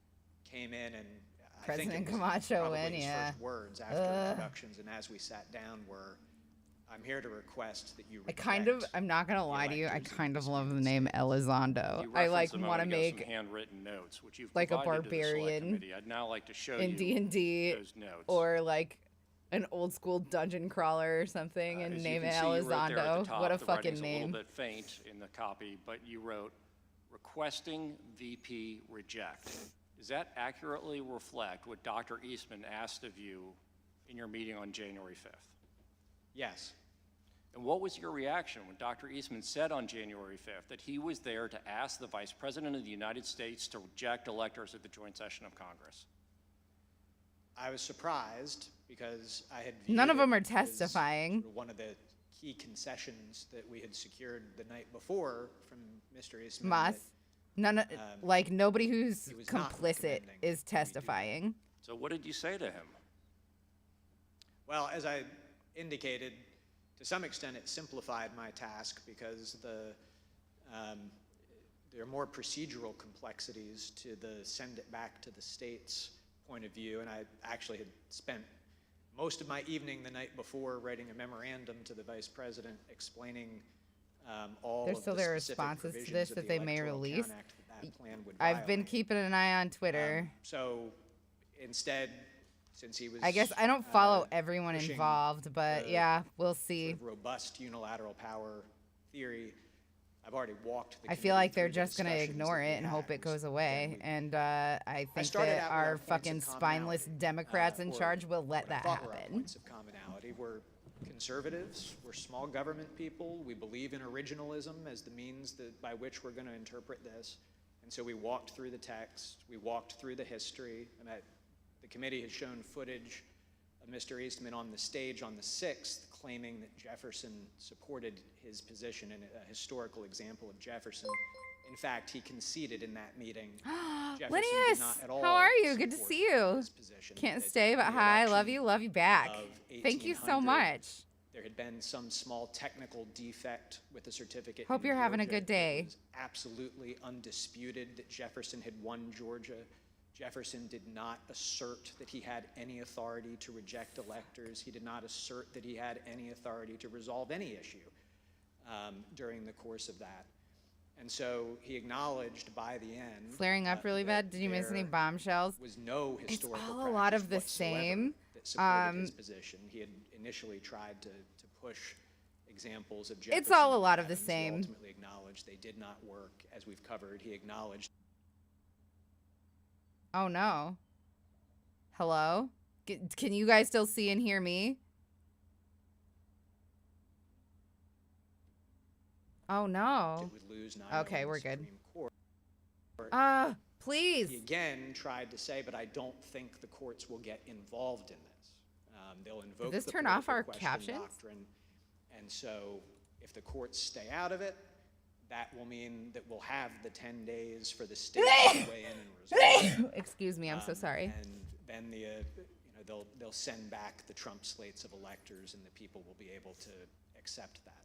And I expressed my vociferous disagreement with that point. I did not think that this was a political question. Thank you so much, y'all. Among other Thank things, you, if lots the of fun. courts did not step in to resolve this. I'm there a was very nobody loud else to sneezer. resolve it. You would be in a situation where you have a standoff between the President of the United States and, counterfactually, the Vice President of the United States, saying that we've exercised authorities that constitutionally we think we have, by which we have deemed ourselves the winners of the election. You would have an opposed House and Senate disagreeing with that. You would have state legislatures that, to that point, I mean, Republican leaders across you, those Alex. legislatures had put together. That was put a out death statements, metal we sneeze. collected Yeah, these from I the Vice definitely. President as well. I sound like a That fucking the people had chainsaw spoken in their states, or a and that car they had crash. No intention of reversing the outcome of the election. We did receive some signed Car letters crashing that, into a chainsaw. Mr. Eastman forwarded us by minorities of leaders in those states, but no state had any legislative house that indicated that it had any interest in it. So you would have had just an unprecedented constitutional jump ball situation with that standoff. And as I expressed to him, that issue might well then have to be decided in the streets. Because if we can't work it out politically, we've already seen how charged up people are about this election. And so it would be a disastrous situation to be in. So I said, I think the courts will intervene. I do not see Nice. in the Constitution of the question whether the Vice President has that authority to some other actor to resolve. There's arguments about whether Congress and the Vice President jointly have a constitutional commitment to generally decide electoral vote issues. I don't think that they have any authority to object or reject them. I don't see it in the 12th Amendment, but nonetheless. And I concluded by saying, John, in light of everything that we've discussed, can't we just both agree that this is a terrible idea? And he couldn't quite bring himself to say yes to that, but he very clearly said, well, yeah, I see we're not going to be able to persuade you to do this. And that was how the meeting concluded. But you just described a terrifying scenario. Sounds like there could have been chaos under the Eastman approach, and you even described it as it potentially could be decided in the streets. And you described several concessions that Dr. Yes. Eastman made. Bartek, throughout exactly that discussion or even debate that you had with him. At some point during that meeting on January 5th, did Dr. Eastman seem to admit that both of the theories that he had presented to the United pretty much States the only person that was on his side in any theory kind of that official the Vice President could capacity reject electors about any outright of this and declare was Donald Rudy Trump the winner, Giuliani, and who his went less on aggressive theory to deny that he was on the Vice President Trump's could side about simply it. send it back to the And states. also will not be At some point in testifying. that conversation on the 5th, did Dr. Eastman seem to admit that both of these theories suffered from similar legal flaws? So I had at least one, possibly two other conversations with Dr. Eastman later that day.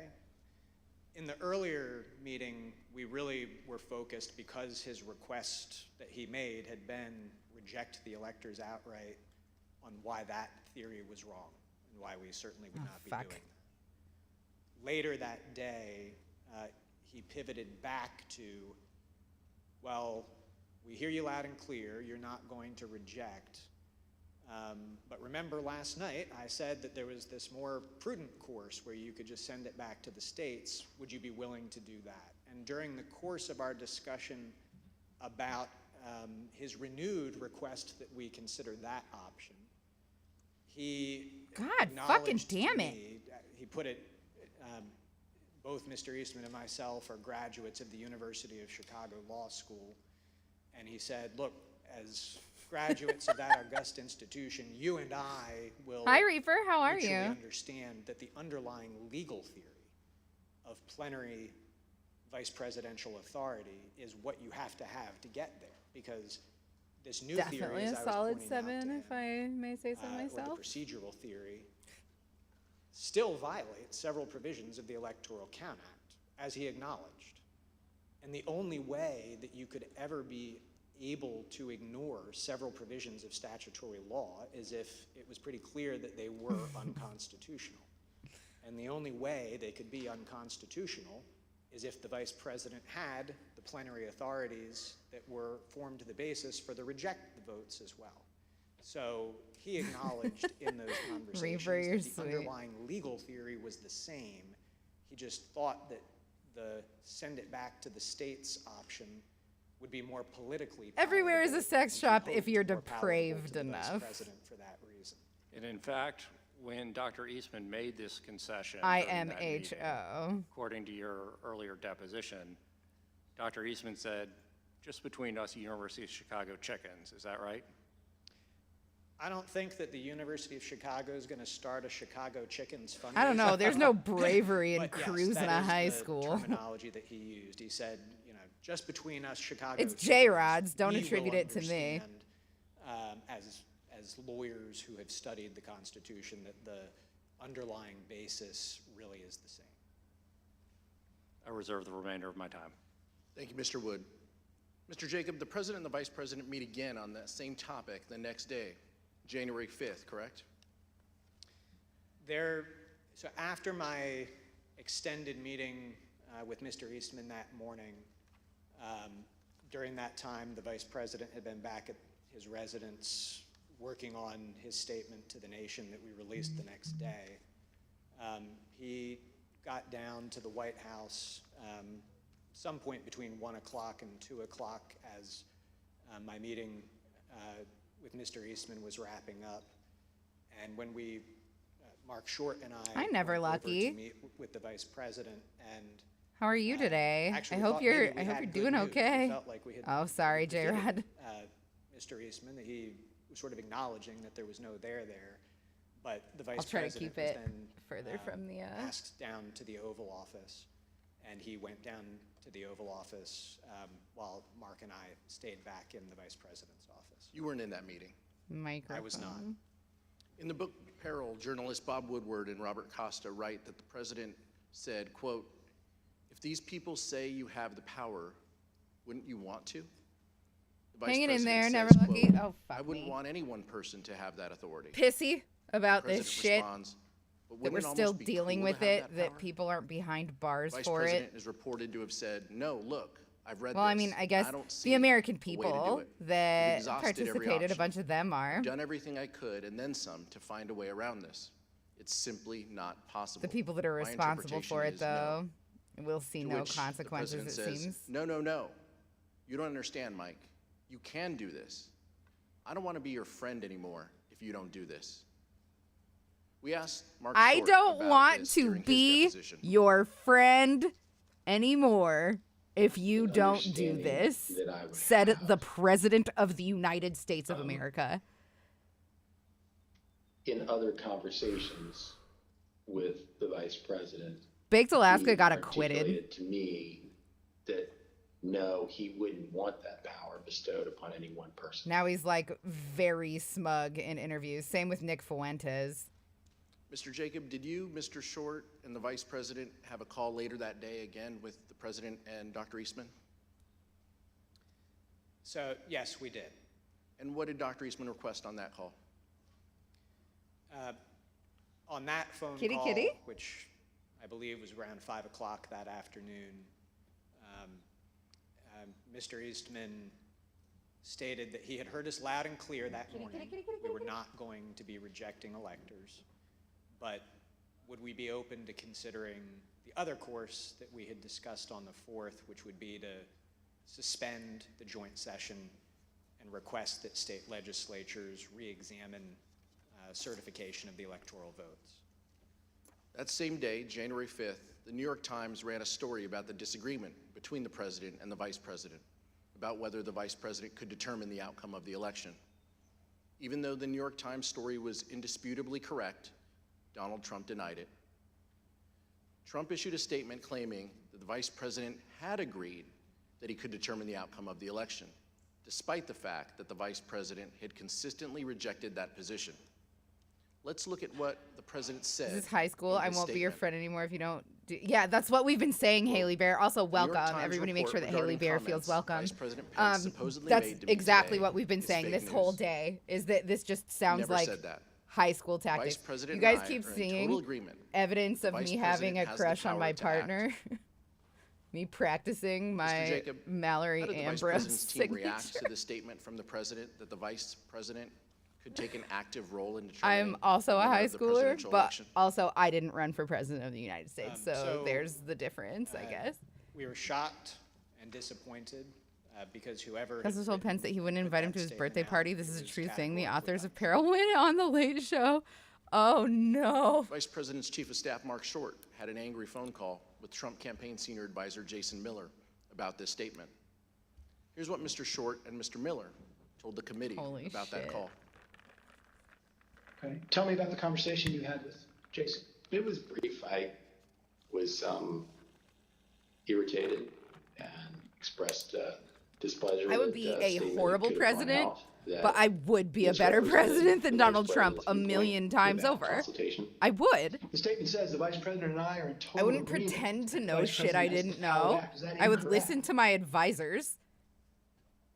I think the record shows. I think that your name that's would be Doxy incorrect. Dad. We've We, been I through many call us documents that Dungeon clarify Doxy. that this is It's not more where the BDSM vice and president sexy. was. Right. So essentially, the president's sending out a baldly false statement about being in alignment, purported alignment with the vice president, despite all of the predicate that you indicated had gone before about their respective positions. Is that effectively what happened? I interpret this statement as false. I'll let you figure out who sent it out.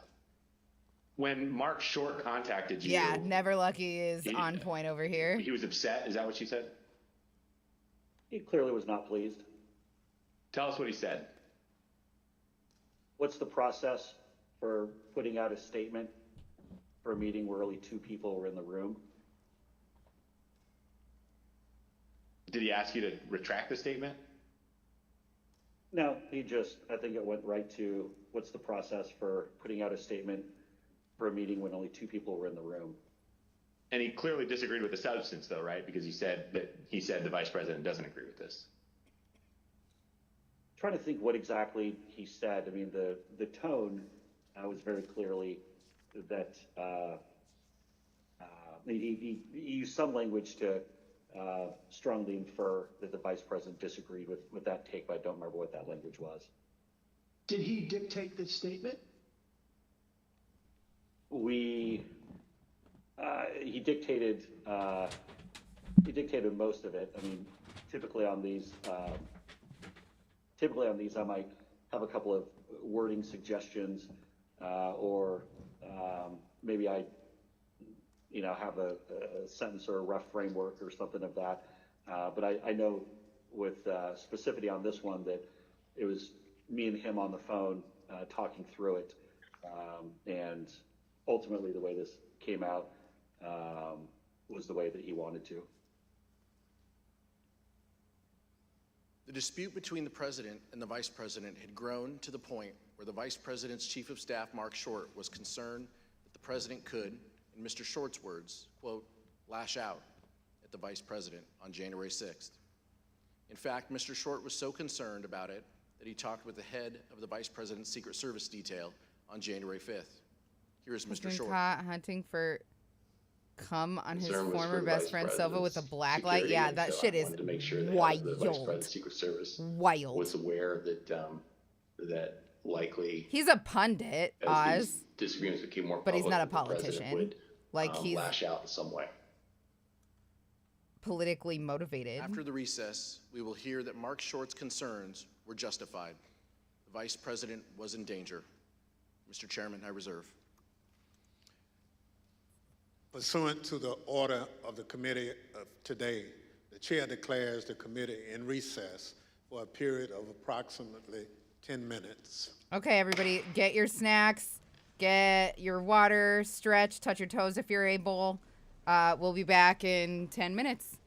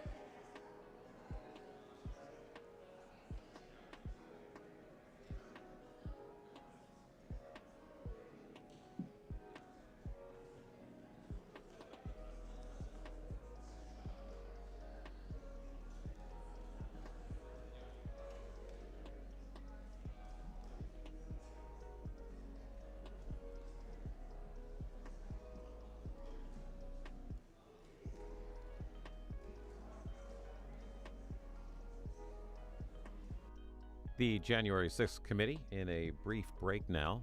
This first portion lasting about an hour 42 minutes. So there's a 10-minute break here, and our live coverage will continue.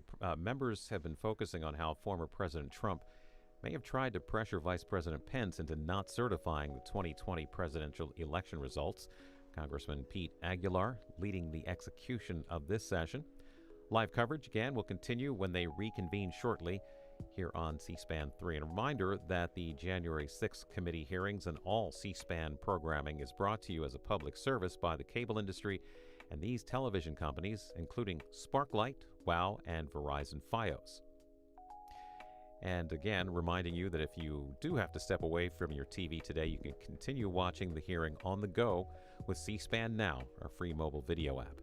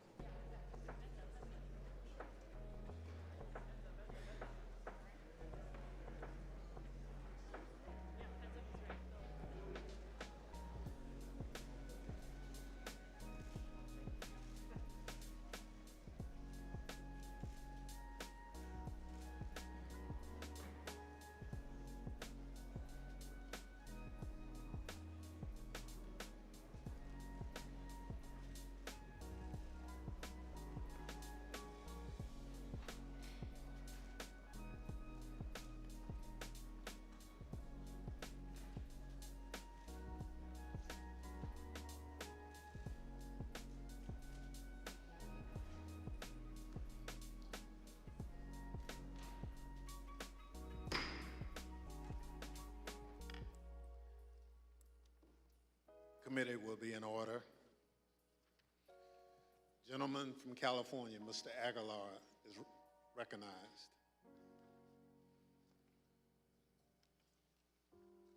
I'd now like to turn to the events of January 6, 2021, which turned out to be a fateful day in our nation's history.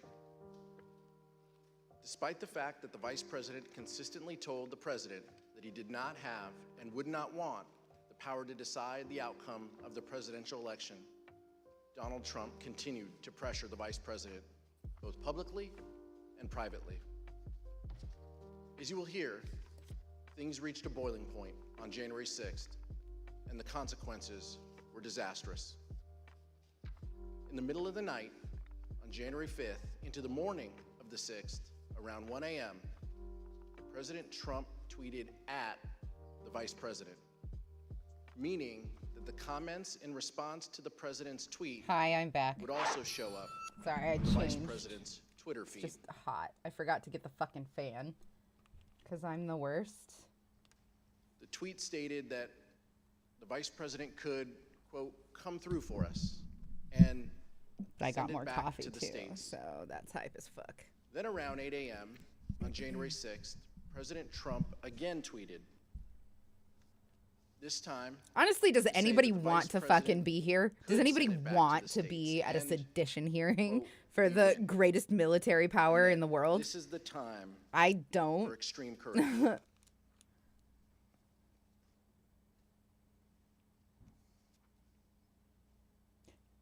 Is anybody else having that problem? That same problem that Silgnev is having?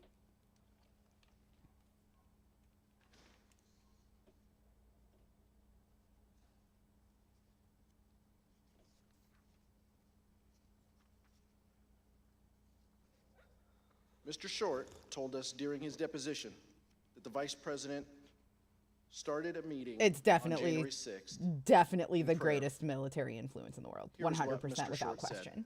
100%. You arrived at the Vice President's residence. As would often Because be we the case, take I all the money that recall we should be putting into social knowing the programs important and day, education we gathered in prayer and and put often that them would be into our something the staff military member would lead. So it would have just been at that time, and I our believe, senators' pockets. the Vice President, myself, Greg, and Chris, and we would have just asked for guidance and wisdom, knowing that the day was going to be a challenging one. Mr. Jacob, did you go to the Vice President's residences on the morning of January 6th? Yes.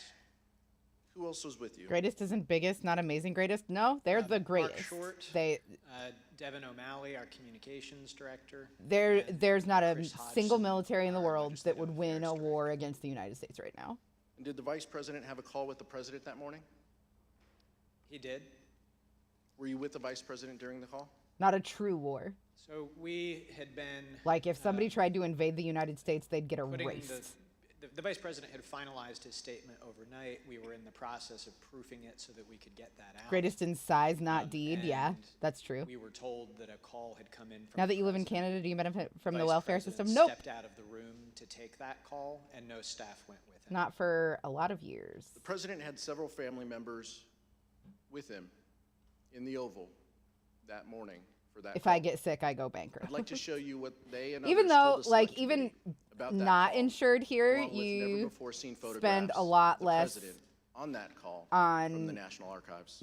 On treatments that sometimes even people that are When I insured got pay in, for treatments in America. Somebody Brain not told me that working, not sure how else to phrase. family and others were in the Definitely greatest in do I want to come up? So I go power. upstairs. And who do you Definitely recall not being in the greatest Oval in Office? deed. Don I Jr., think I get Eric, you, Moth. I'm Laura, sorry. I promise I Kimberly, wasn't trying to Lee like Meadows was there. misunderstand. At some point, I Ivanka came in. also wasn't It trying to wasn't a like make you feel specific, dumb or anything. formal I hope that discussion. that It didn't was happen. very sort of loose and casual. So then you said at some point there's a telephone conversation between the president and the vice president. Is that correct? Yes. When I Korea, entered they the would get office erased. the second Erased. time, he was on the telephone with who I later They would found not out to be stand a was the fucking vice chance. president. Could you hear the vice president? Even if we or got only nuked. hear the president's end? Only heard the president's end. But at some point, it started off as a calmer tone and everything, and then became heated. The conversation was pretty heated. I think till it became somewhat, louder tone. I don't think anyone was paying attention to it initially. Did you hear any part of the phone call, even if just the end that the president was speaking from? I did, yes. All right, and what did you hear? So as I was dropping off the note, my memory, I remember hearing the word wimp. Either he called him a wimp. I don't remember if he said, you are a wimp, you'll be a wimp. Wimp is the word I remember. It's also been reported that the president said to the vice president that something to the effect of, you don't have the courage to make a hard decision. Worse, I don't remember exactly either, but something like that, yeah. Do you, you're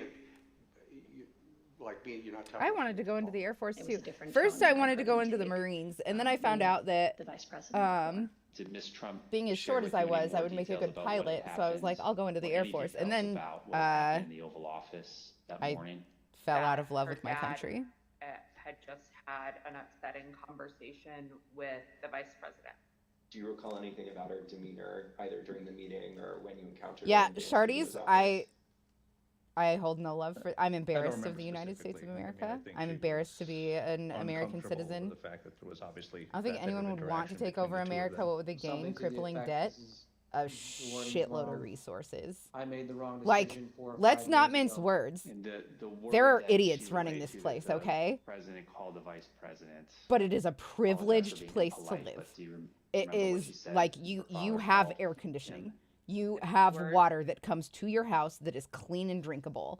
You have a grocery store that you can get to within the next 12 Jacob, how would you hours. describe Like you the demeanor of the vice president America is following that doing call with the president? great. Even though it's doing pretty bad for America, back it's into the room, doing I'd say that great. he was steely, determined, grim.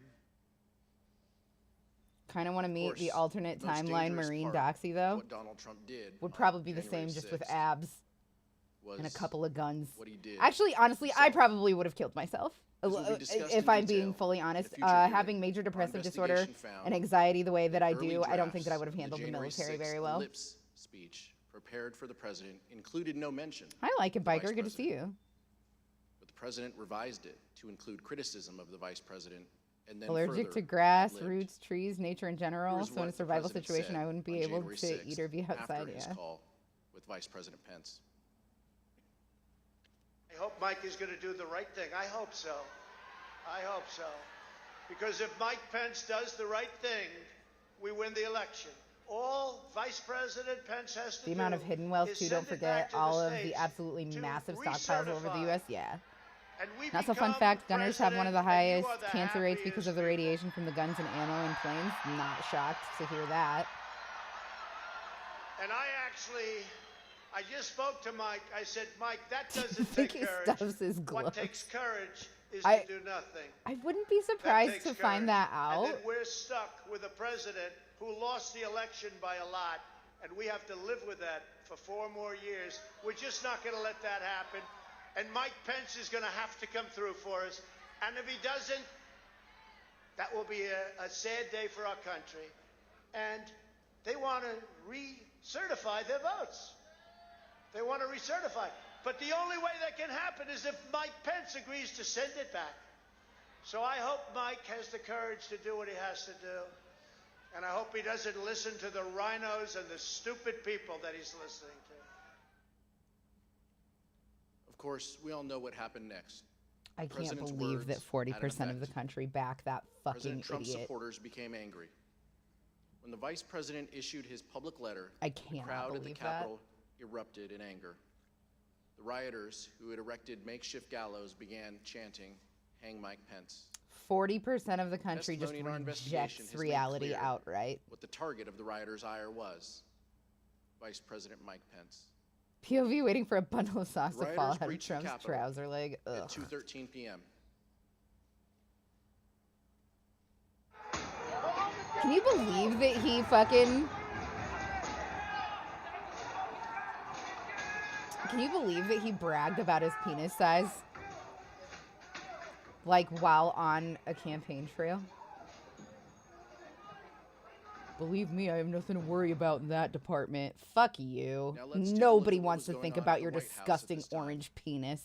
We received testimony that the president's chief of staff, Mark Meadows, Yeah, we were notified watching this of here. violence So at the Nav, we Capitol watched it live by on 2 p.m. Twitch. and likely earlier. Here. Does anybody else get the same vibes testimony from this further establishes footage as that set Mr. Meadows quickly Severn informed the from president Star Wars and Episode that he 3, did so where the before Emperor... Fuck. the president issued his 2:24 p.m. tweet. Yeah, our last criticizing couple of elections Vice have been President dog Pence shit. You're not wrong. for not having, quote, courage The Emperor to forms do the what needed to Empire. be done. I don't remember it accurately enough. Here is what the president wrote in his 2:24 p.m. tweet while the violence at the Capitol was going on. And here is what the rioters thought. Nothing but a traitor, and he deserves to burn with the rest of them. So this all escalated after Pence. What happened to Pence?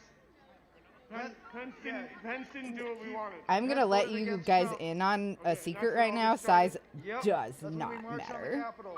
We've been shot at with rubber bullets, tear gas. I've had lovers that were below 4 inches that still it was good sex.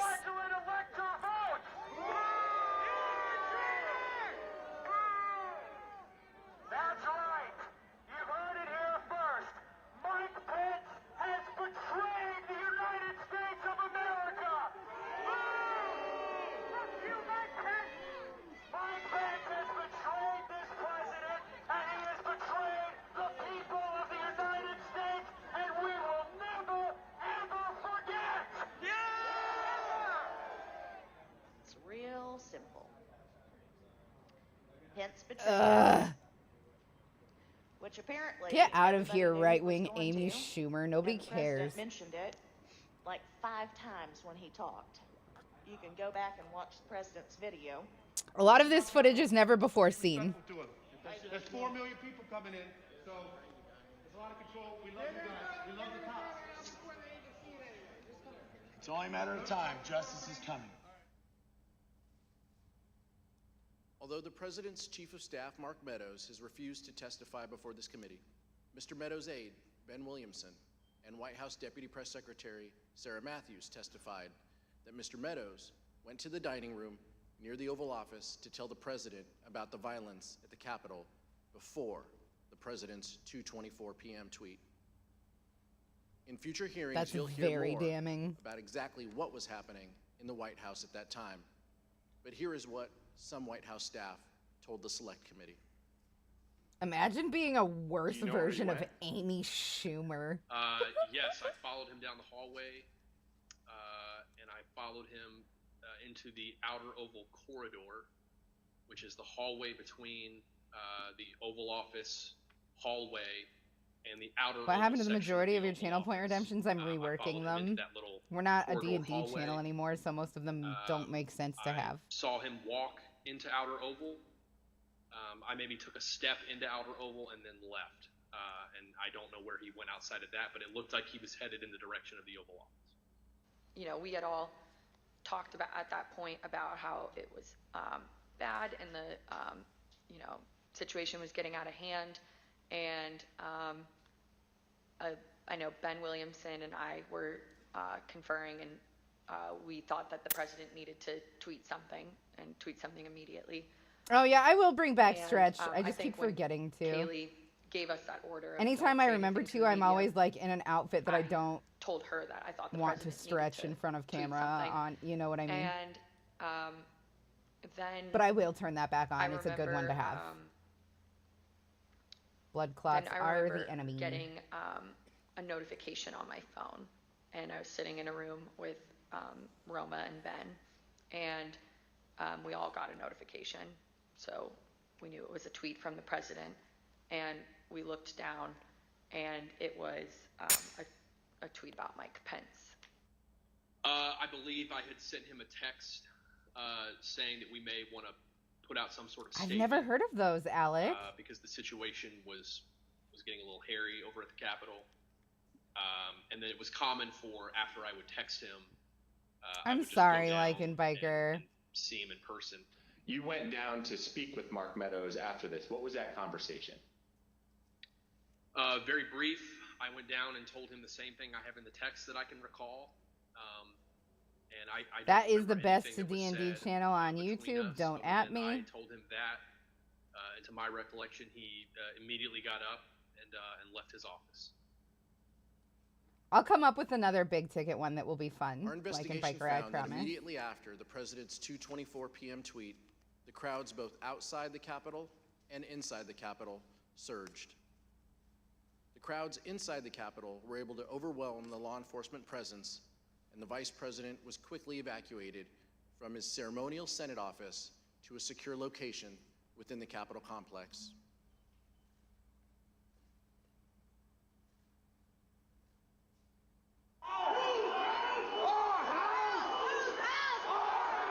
By 2:24 p.m., the Secret Service had moved Vice President Pence from the Senate chamber to his office across the hall. The noise from the rioters became audible, at which point we recognized that maybe they had gotten into the building. Then, President Trump tweeted, "Mike Pence didn't have the courage to do what should have been done to protect our country How's and our that look? Constitution, giving states a chance to certify a corrected set of facts, not the fraudulent or inaccurate ones which they were asked to previously certify. USA demands the truth." It was clear that it was escalating and escalating quickly. So then when that tweet, the Mike Pence tweet, was sent out, I remember us saying that that was the last thing that needed to be tweeted at that moment. The situation was already bad, and so it felt like he was pouring gasoline on the fire by tweeting that. 30 seconds later, rioters already inside the Capitol opened the East Rotunda door just down the hall. And just 30 seconds after that, rioters breached the crypt, one floor below the vice president. The Secret Service couldn't control the situation and do their job of keeping him safe. At 2:26 p.m., Secret Service rushed Shit, I Vice just President counted and then Pence forgot how down the many this stairs. was. I think they had been trying to figure out whether they had a clear route to get us to wherever it was that they wanted to move us to. We moved pretty quickly down the stairs and through various hallways and tunnels to the secure location. Upon arriving there was further discussion as to whether or not we were going to leave the Capitol complex or stay where we were. Vice President Pence and his team ultimately were led to a secure location where they stayed for the next 4.5 hours, barely missing rioters a few feet away.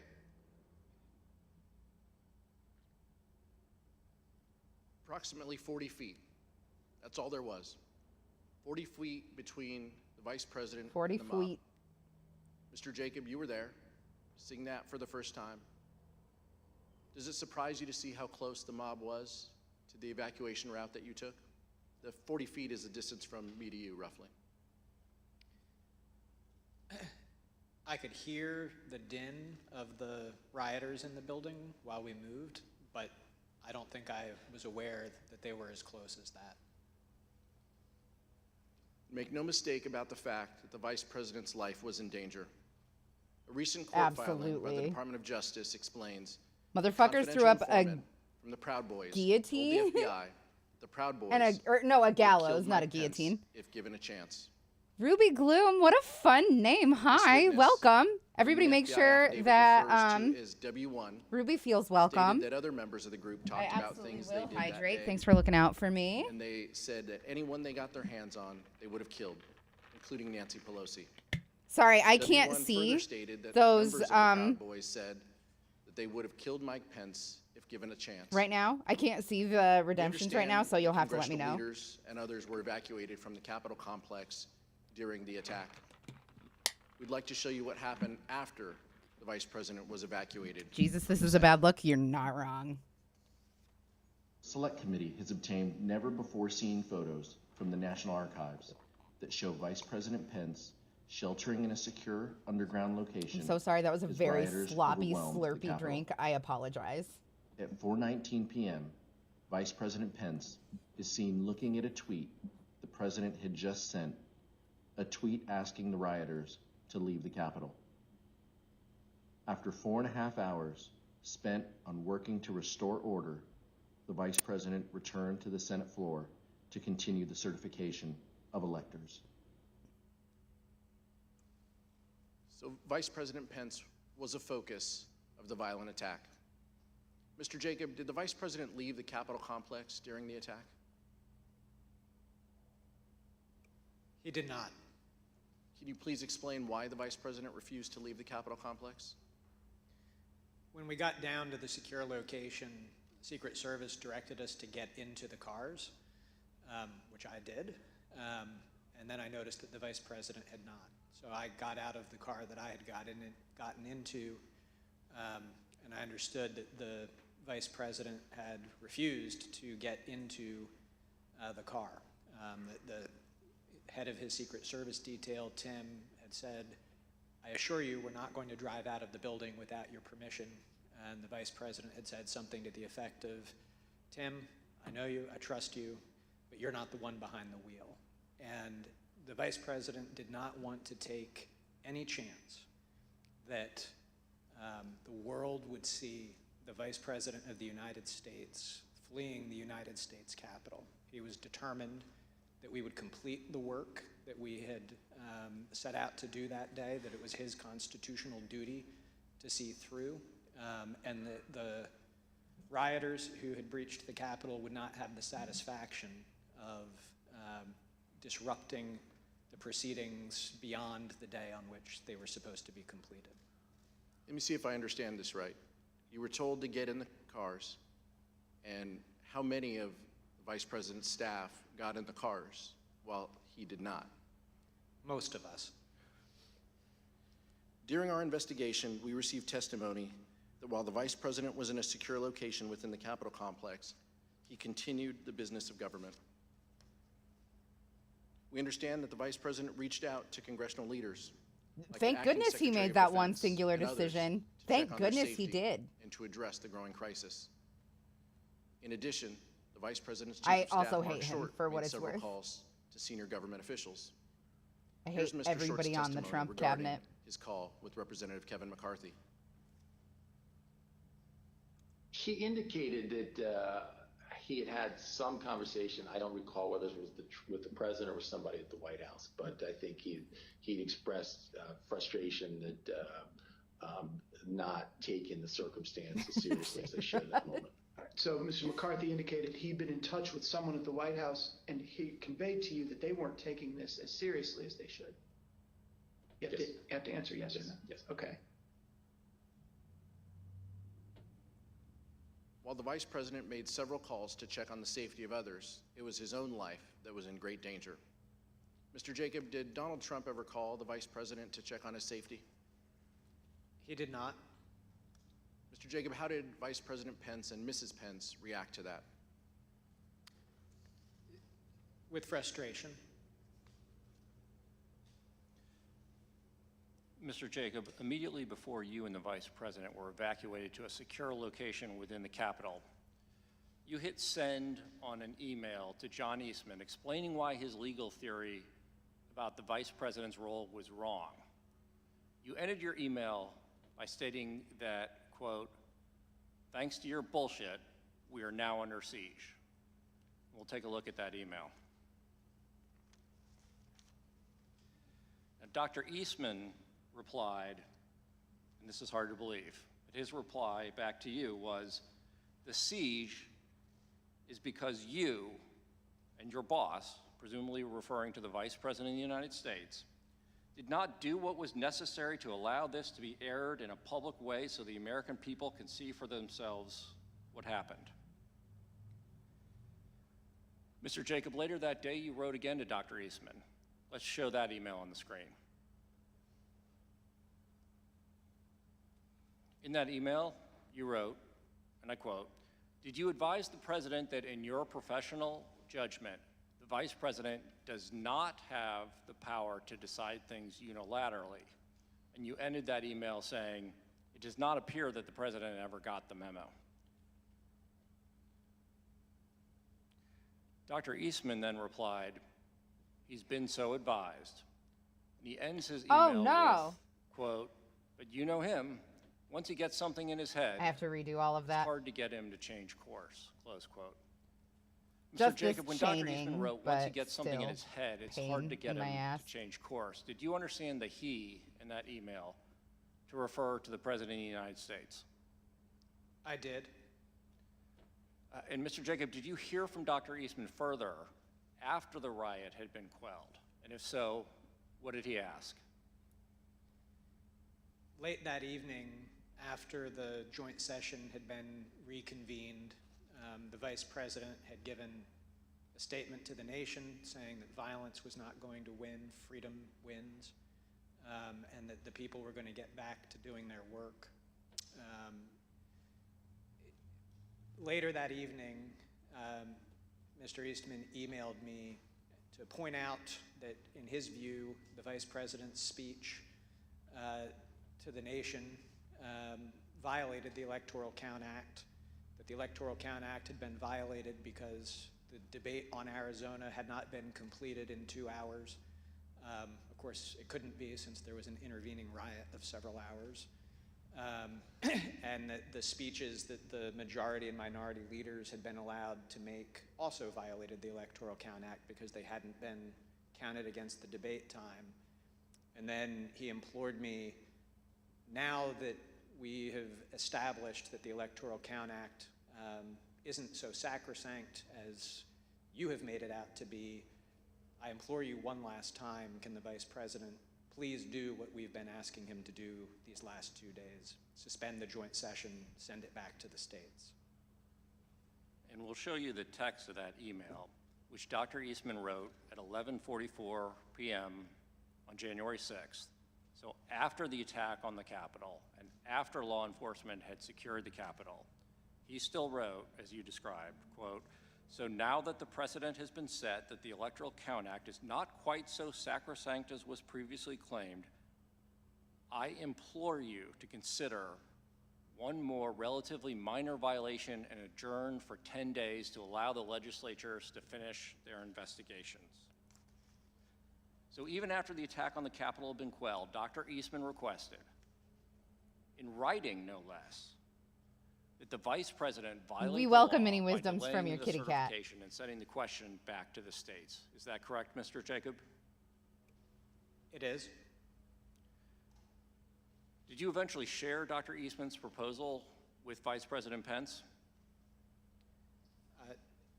Not right at that time, because the Vice President was completing the work that it was his duty to do. But a day or two later, back at the White House, I did show him that final email from Mr. Eastman. And what was Vice President Pence's reaction when you showed him the email where Dr. Eastman, after the attack on the Capitol, still asked that the Vice President delay certification and send it back to the states? He said, "That's rubber room stuff." I'm sorry, Mr. Wood. He said it's rubber room stuff? Yes, Congressman. What did you interpret that to mean? I understood it to mean that after having seen play out what happens when you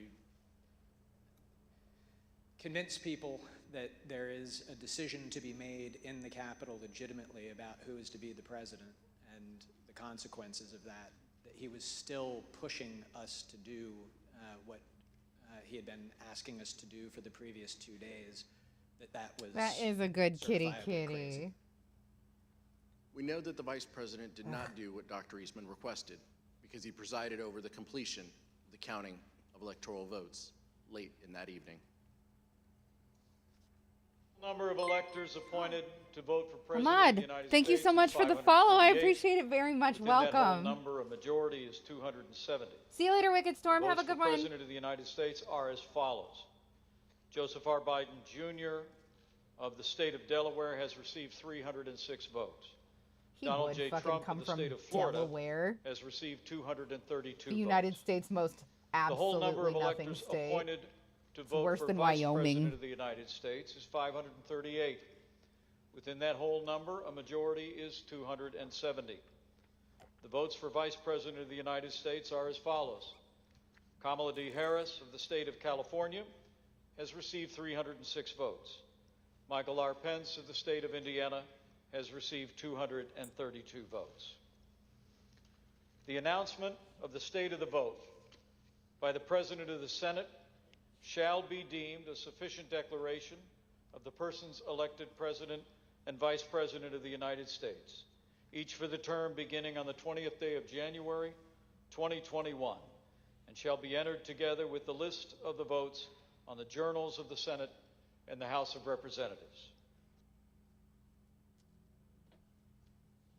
Mr. Jacob, we heard earlier that you and the Vice President and the team started January 6th with a prayer.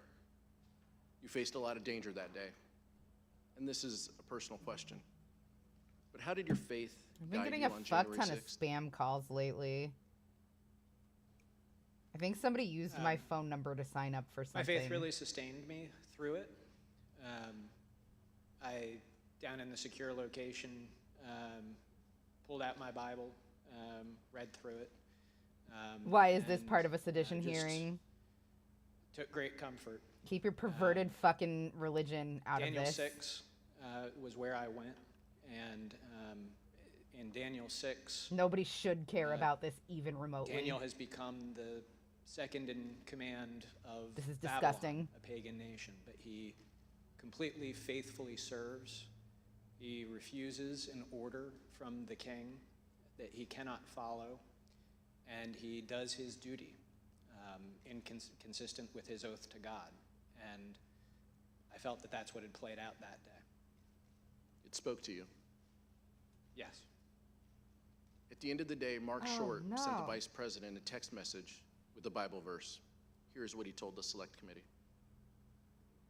At 3:50 in the morning, when we finally adjourned and headed our own ways, I remember texting the Vice President a passage from 2 Timothy chapter 4, verse 7 about, I fought the good fight, I've finished the race, I've kept the faith.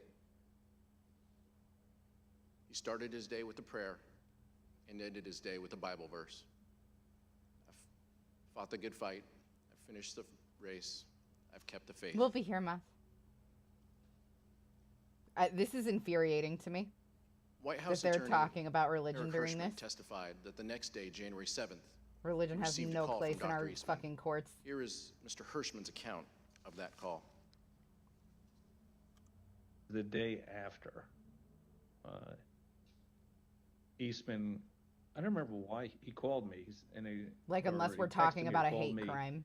Wanted to talk with me, and he said he couldn't Like, reach if they were being others. persecuted because they were Christians, then I would And be he like, started okay. to ask me about something dealing with Georgia and preserving something potentially for Christians appeal. do think that they're being persecuted literally all the time, though, even though they and definitely have it the best here in the good old U.S. of A. I said to him, "Are you out of your effing mind?" Right? I said, Hello, I only Josh want to hear two words coming out of your Taco? mouth from now on.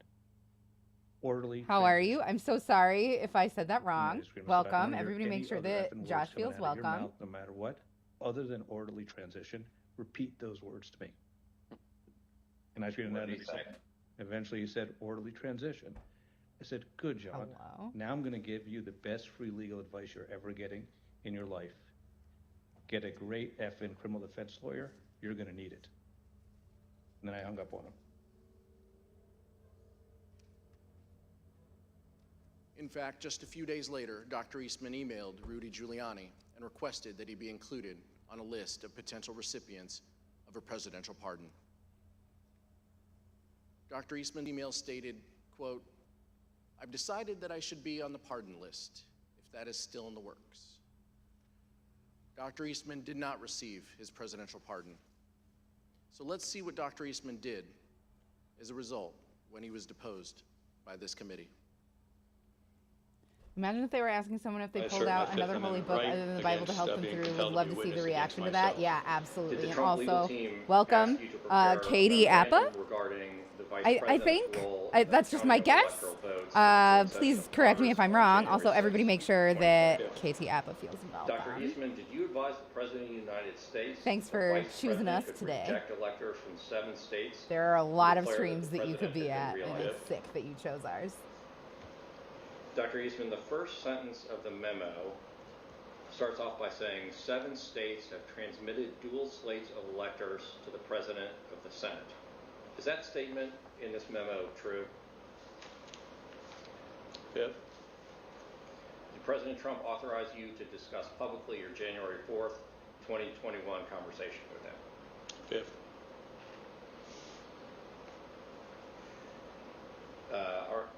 So is it your position that you can discuss in the media direct conversations you had with the President of the United States? I don't believe in Christians but straight you up. will I have not never met a discuss single those person who same identifies as Christian that conversations believes with what this Jesus or committee? the Bible say. Not one. It's Dr. Eastman pled the fifth. mostly people who don't believe in 100 God times. that follow Jesus, hey? Finally, let's hear from a federal court judge, the only one to date who has opined on whether the president was involved in criminal activity. Page 36 of Judge Carter's ruling says, quote, based on the evidence, the court finds it more likely than not that that President Trump corruptly attempted to obstruct the joint session of Congress on January 6, 2021. Page 40 of the ruling says, quote, based on the evidence, the court finds that it is more likely than not that President Trump and Dr. Eastman dishonestly conspired to obstruct the joint session of Congress on January 6, 2021. Fucking And page 44. conspiracy charges at Dr. the Eastman very and President least, Trump please. launched a campaign to overturn a democratic election, an action unprecedented in American history. Their campaign was not confined to the ivory tower. Hi, Dragon It Rana. was a How are coup you? in search of a legal theory. Have you been here yet today? Mr. Jacob, what would have happened to our democracy if Vice President Pence had gone along with this plan and certified Donald Trump as the winner of the 2020 election? So there would have been short-term and long-term effects. The short-term I previously described, a constitutional jump ball situation, political chaos in Washington. They're also lawsuits, directly infringing on just the right knows to what's life. happening in the streets, and you would have had Abortion Vice is President of nobody's the United business States but a having woman's and her declared, doctor's. that the outcomes of these state elections were incorrect. The government so for does all not of those belong in your genitals in any way, shape, or There form. would have been significant short-term consequences. But in the long term, Anybody that tells you otherwise is corrupted. we would have Is established brainwashed. a situation where a vice president would have asserted that one person could have the authority to determine the outcome of an election, which is antithetical to everything in our democracy. It's antithetical to the rule of law. And so it would have been significant impacts, both in the short and the long term. Judge Ludig, in the statement you released earlier today, you wrote that the efforts by President Trump to overturn the 2020 election were, quote, the most reckless, insidious, and calamitous failures in both legal and political judgment in American history. What did you mean by that?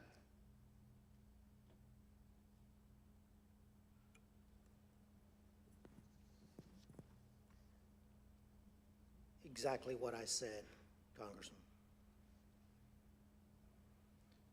Thank you, Judge. Thank you, Mr. Jacob. Mr. Chairman, I yield back.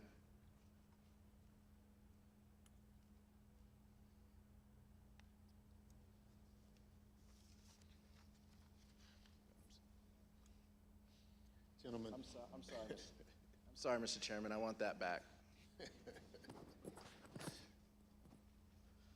Mr. Chairman, I'm not this was an intimately informative familiar hearing, with the a Bible, powerful so hearing. I'm not going to go on Grateful for your leadership, quoting it, but it doesn't the matter leadership because of the church is distinguished supposed to Vice be Chair. separate from the state in the United Donald States. Trump knew he lost the 2020 election, but he could not bring himself to participate in the peaceful transfer of power. So he latched on to a scheme that, once again, he knew was illegal.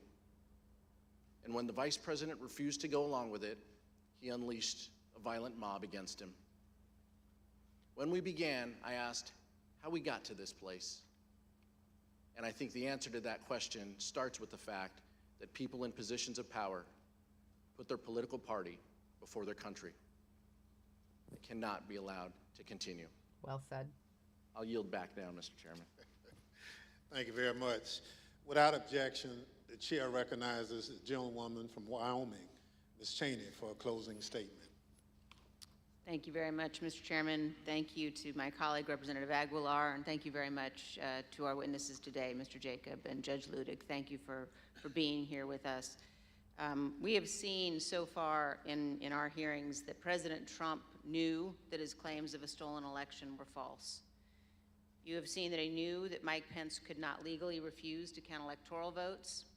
And you have seen what President Trump did to pressure Mike Pence into taking illegal action. Over the course of our next hearings, you will see information about President Trump's efforts, John Eastman efforts, the Trump legal team's efforts to apply pressure to Republican state legislatures, state officials, and others. Judge Carter has recently written, quote, Dr. Eastman's actions in these few weeks indicate that his and President Trump's pressure campaign to stop the electoral count did not end with Vice President Pence.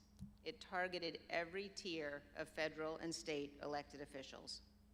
We will examine all of those threats, and we will examine the Trump team's determination to transmit materially false electoral slates from multiple states to officials of the executive and legislative branches of our government. We will examine the pressures put on state legislatures to convene to reverse lawful election results.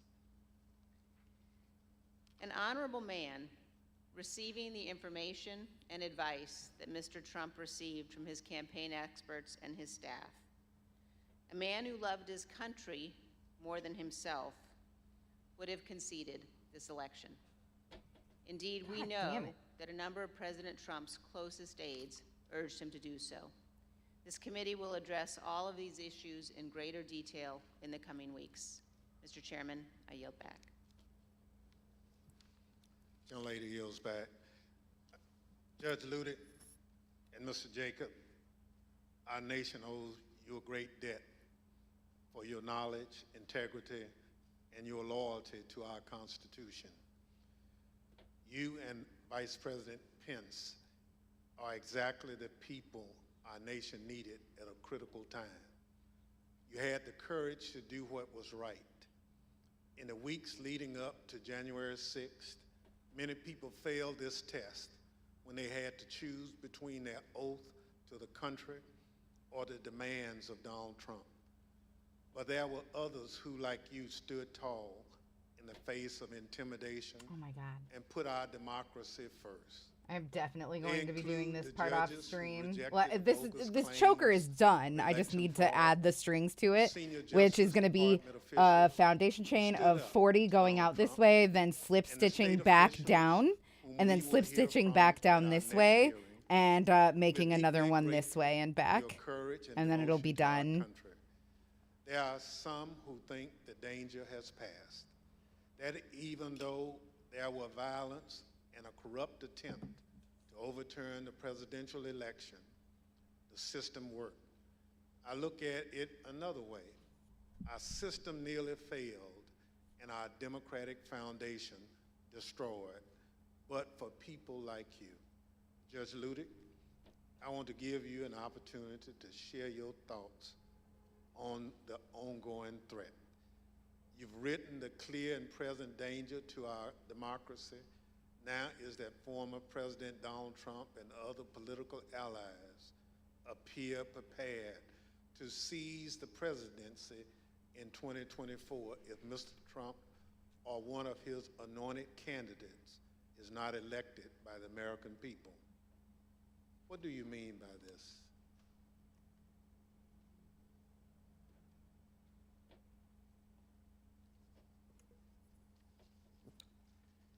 Mr. Chairman. Yeah, he does. You're right, Katern. Honored beyond words by your words. I was honored on January 6, 2021. Then also honored beyond words to have been able to come to the aid of Vice President Mike Pence.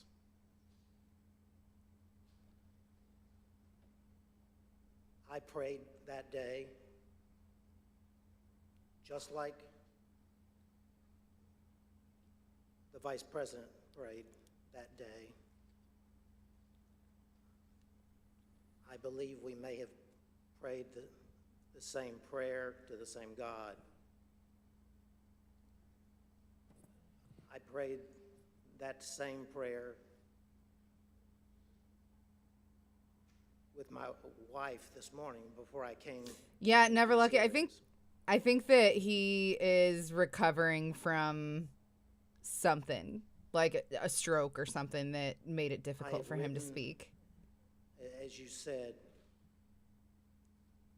Chairman Thompson, that today,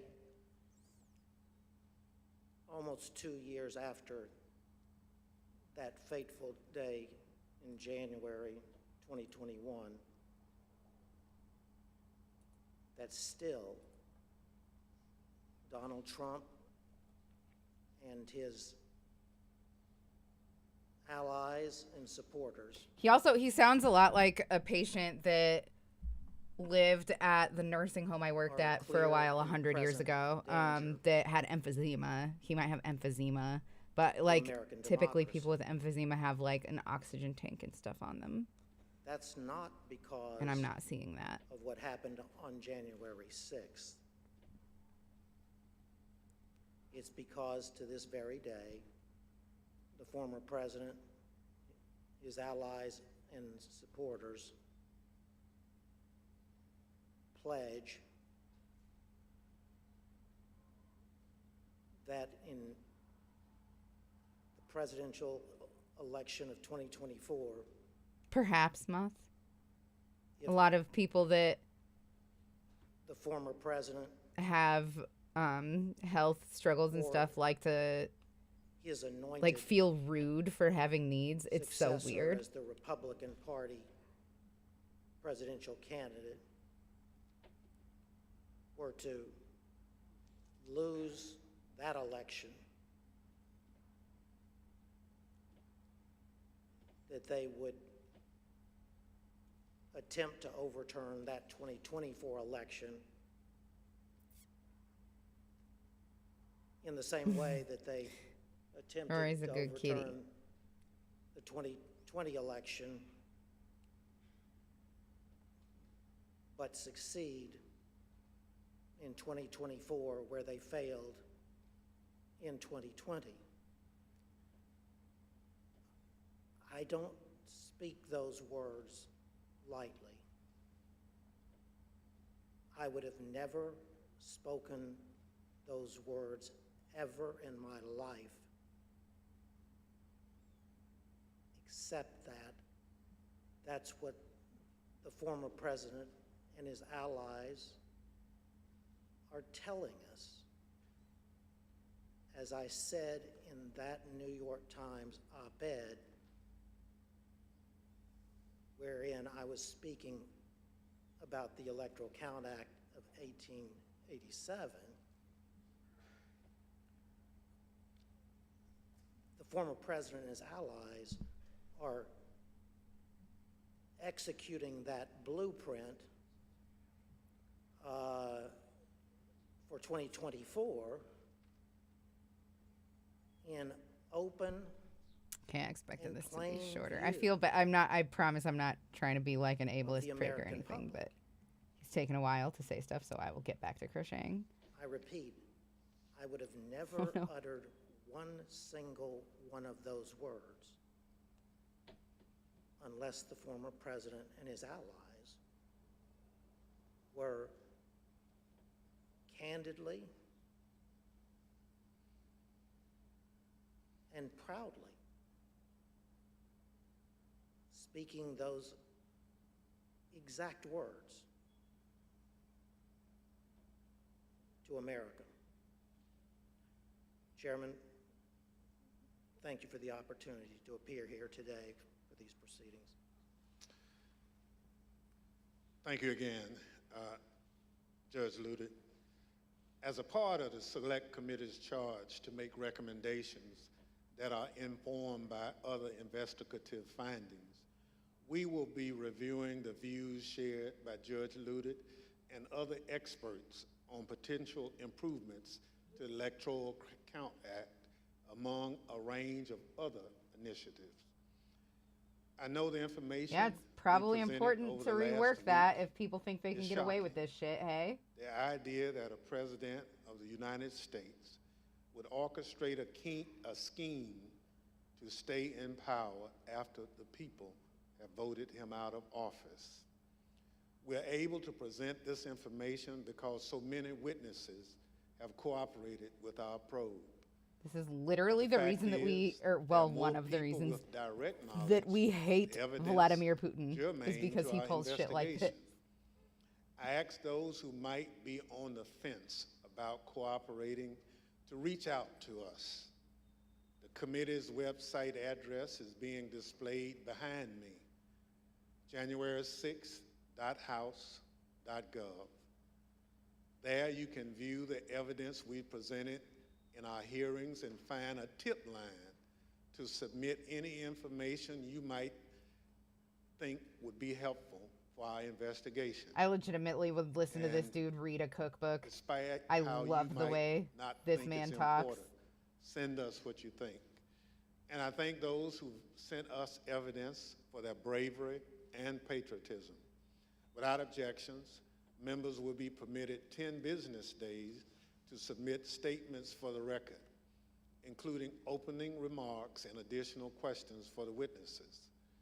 The chair requests those in the hearing room remain seated until the Capitol Police have escorted members from the room. Without objection, the committee stands adjourned. Leave it to me to have less progress than when I decided to pick it back up a minute ago. All right, yeah, that does it for today.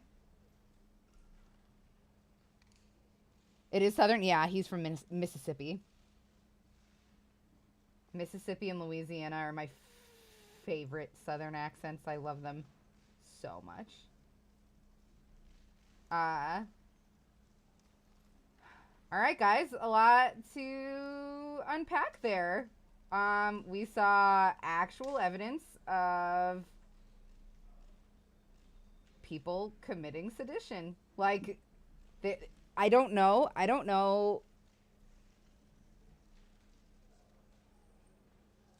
if charges aren't brought, that's game over for the United States, right?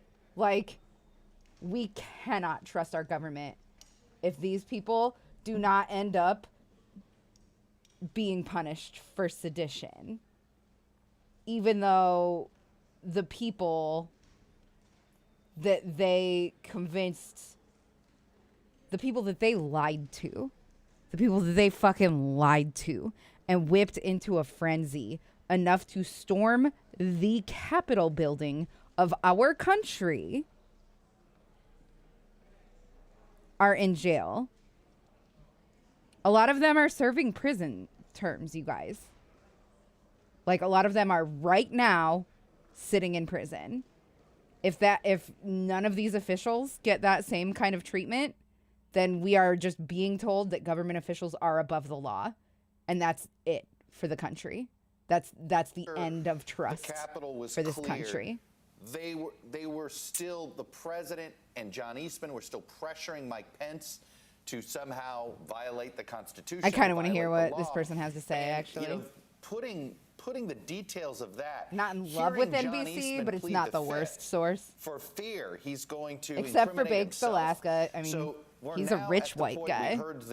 Not just a white guy, but a rich white guy. So give him that free legal advice in a very Baked Alaska so much. They are. Have you guys seen that? The first break, and it's more emphatic here, I think, especially this sort of what I would call the exclamation point of Eastman's debate deposition that where he's pleading the fifth Baked Alaska and it's almost confirming that Nick Fuentes did against Rose Wrist and Destiny about January 6th. I highly recommend watching it. Is he rich? Oh, yeah. Definitely, yes. The bow was him asking to be on the pardon list. Him and Fuentes both, list if he didn't do anything illegal. So, again, I think the methodical case that this committee continues to make is how they bring it back to Donald Trump. He was told multiple times this was against the law. This was told multiple times this was was unconstitutional, and he pushed for it anyway. And then, oh, by the way, he didn't seem to mind or care that Mike Pence's life was put in danger by the actions of the president. That's true. That's not something that we really talked about here. Kristen, first of all, give us the view from the White House. You heard the description of what was happening there. Sarah Matthews, one of the people we heard from in one of the tape segments, talking about how he's a great man, there at the moment a great vice president. Part of what was so stark, Lester, in watching all of this until the minute he does his actual job, he actually bees a great vice president for 1 fucking second of his time in office. Trying to fill in the blanks of what happened and what didn't happen. And what didn't happen is that he didn't send out a tweet saying, "Go home." The first tweet he sent out was attacking Mike Pence, and you heard Sarah Matthews there say that was the You're not wrong, wrong thing to do in that moment. And I can tell you, Sarah Matthews, Ben Williamson, the looks on their faces in real time as this was unfolding. Sarah Matthews had tears. I wish I could pull off white Ben nails. Matthews It's seemed so to be pretty. enraged that the president wasn't going out and saying This something. woman And is so this was the first time that stunning, you were hey? really seeing officials Wow, around wow. him break with President Trump in real That time. shouldn't Sarah matter. I'm Matthews very wound up sorry. That's resigning later inappropriate. that day. I think it's important to note. But to go back to the point that Chuck was making, what we saw in the second part of this hearing, Lester, was really trying to connect the dots of the criminality that the hearing that the committee is trying Not to even lay great, the just 1 groundwork second of and to not make bad. You're the not case wrong. You're that correct. This is what occurred. And remember, There's we also started this PBS week if you want other discussing hosts. the I'm divide within I'm the committee. way that too lazy some to had do said all the that, setup yes, there that could be comes the with that. I possibility of a appreciate criminal you referral to so the Justice Department. much, but Others like I signifying would that have to possibly do there a isn't. bunch of copy paste. Whatever they wind up deciding, we know that the set up Department of scenes Justice and is stuff like watching. that. We know that the Attorney We're gonna General call the is watching. stream Merrick here in like a Garland said second he's watching anyway. all of this very closely. And again, this part of the hearing really seemed aimed at connecting those dots of criminality. Chuck, we know that many reject this hearing as a partisan witch hunt. You've heard all the criticism before. How much of where does this leave a lot of Republicans who want to dismiss this, but if they're watching, have just watched a pretty compelling case that can't there tell was if an I'm putting effort it to, in if the not right discredit loop the vice president, to put his until very it's like life in too danger. late. Well, Lester, let's just go down the list of the witnesses we heard from today and their resumes. Absolutely. You heard Greg Jacob, a lawyer for Mike Pence, certainly at one point talking about his own ideology, how he views the Constitution. You know, he's I think he called himself a Thank you, J-Rod. Appreciate you. Yeah, anybody that's here that is new, if you had a good time, we're gonna follow this whole case. Please, by all means, hit that follow button. We always do true crime or at least something creepy. We do what's called creepy crochet, where we follow either some true crime, or like paranormal stuff if we can. We've done SCP stuff and like creepy Reddit post readings, things like that. One could say this has been creepy. It's truly terrifying, but it's like not what I think of when I think of creepy. You know what I mean? Do you know who Mr. Medicare is? I do not. Can't look backwards. Got to move forwards. You can't look at what happened on January 6th anymore. Don't focus anyway, on yeah, that. please follow if you have had a good time here. If you would like to see what else we're about, we will be following this whole thing. All of these hearings we will be live for. Donald Trump has some right to leadership in this country, because I think they're painting a pretty if I would, if you have a Twitch Prime sub laying around, I'm a bit of an underdog on Twitch. I would love to take that off your hands if you have nothing else to do with it. I would love to. I have a Patreon going too, if that's something that you guys would be interested in doing. But I'm probably going to be moving that service over to Ko-fi, K-O-F-I, because I will be putting my goods shop up there. So, come forward and give more information. I talked about the fact that yeah, any of that stuff that you guys are interested in, I would love to hear from you. Resigned that day. We know that the committee has reached out to many of them, to most of them, but will there be more people who want to lend their voice to this conversation? I heard from a former Trump official who said that it was so hard to watch this back, but really honed in on the fact that this underscored just how close Vice President Mike Pence came to real danger. And I think that that is a cornerstone to the case that the committee is building against former President Trump. You heard them saying he was just 40 feet away from the rioters. To imagine that. What divided them? A wall. And I think that's terrifying for the American public to consume, but also for Republicans who may not have been ready to publicly break with former President Trump. I would not that may change the equation for death some people. by Garrett riotous Hank is our crowd senior Capitol Hill on correspondent. anyone. He's That outside has the to be committee so hearing fucking room. scary. Garrett, as I'm watching a lot of this transpire today, I'm thinking, did we know that? Did what's new? What's not new here? But realizing even things that we knew, we're now getting all right, the everybody. witness testimony. We're getting kind Really of a quickly, fuller I'd like picture of what to happened, thank my what's reported current what happened. patrons. Let me close this here. We can go over to coffee chat. Thank you so much to my current patrons. Well, I don't have the list, but nobody else has subscribed to it. I typically like to look at the list just in case, but I haven't memorized. It's Quinn Kenobi, Big Wolf Paws, Katie Bailey, and Laura Cody. Thank you so much. I appreciate it so much. It means everything to me. And yeah, you got the whole spiel about Twitter, YouTube, and Discord. Would love to hear from you. I think that's going to do it from me today. So I would like it so much if you guys would tell me what your favorite video game is in chat. Just be nice and active so that we can drop a girthy raid on somebody really quick. Thanks for hanging out. I will see you guys. You know what we might do? We might come back tonight because Satine Phoenix is going to be doing her live Q&A, and I kind of want to stream that. I have to look at the legality of that really quickly, whether I can do that or not. So yeah. Anyway, just keep an eye out on Twitter or Discord because that's where I post when I'm gonna go live. All right. Be very active in chat, please, and thank you. I will see you guys later.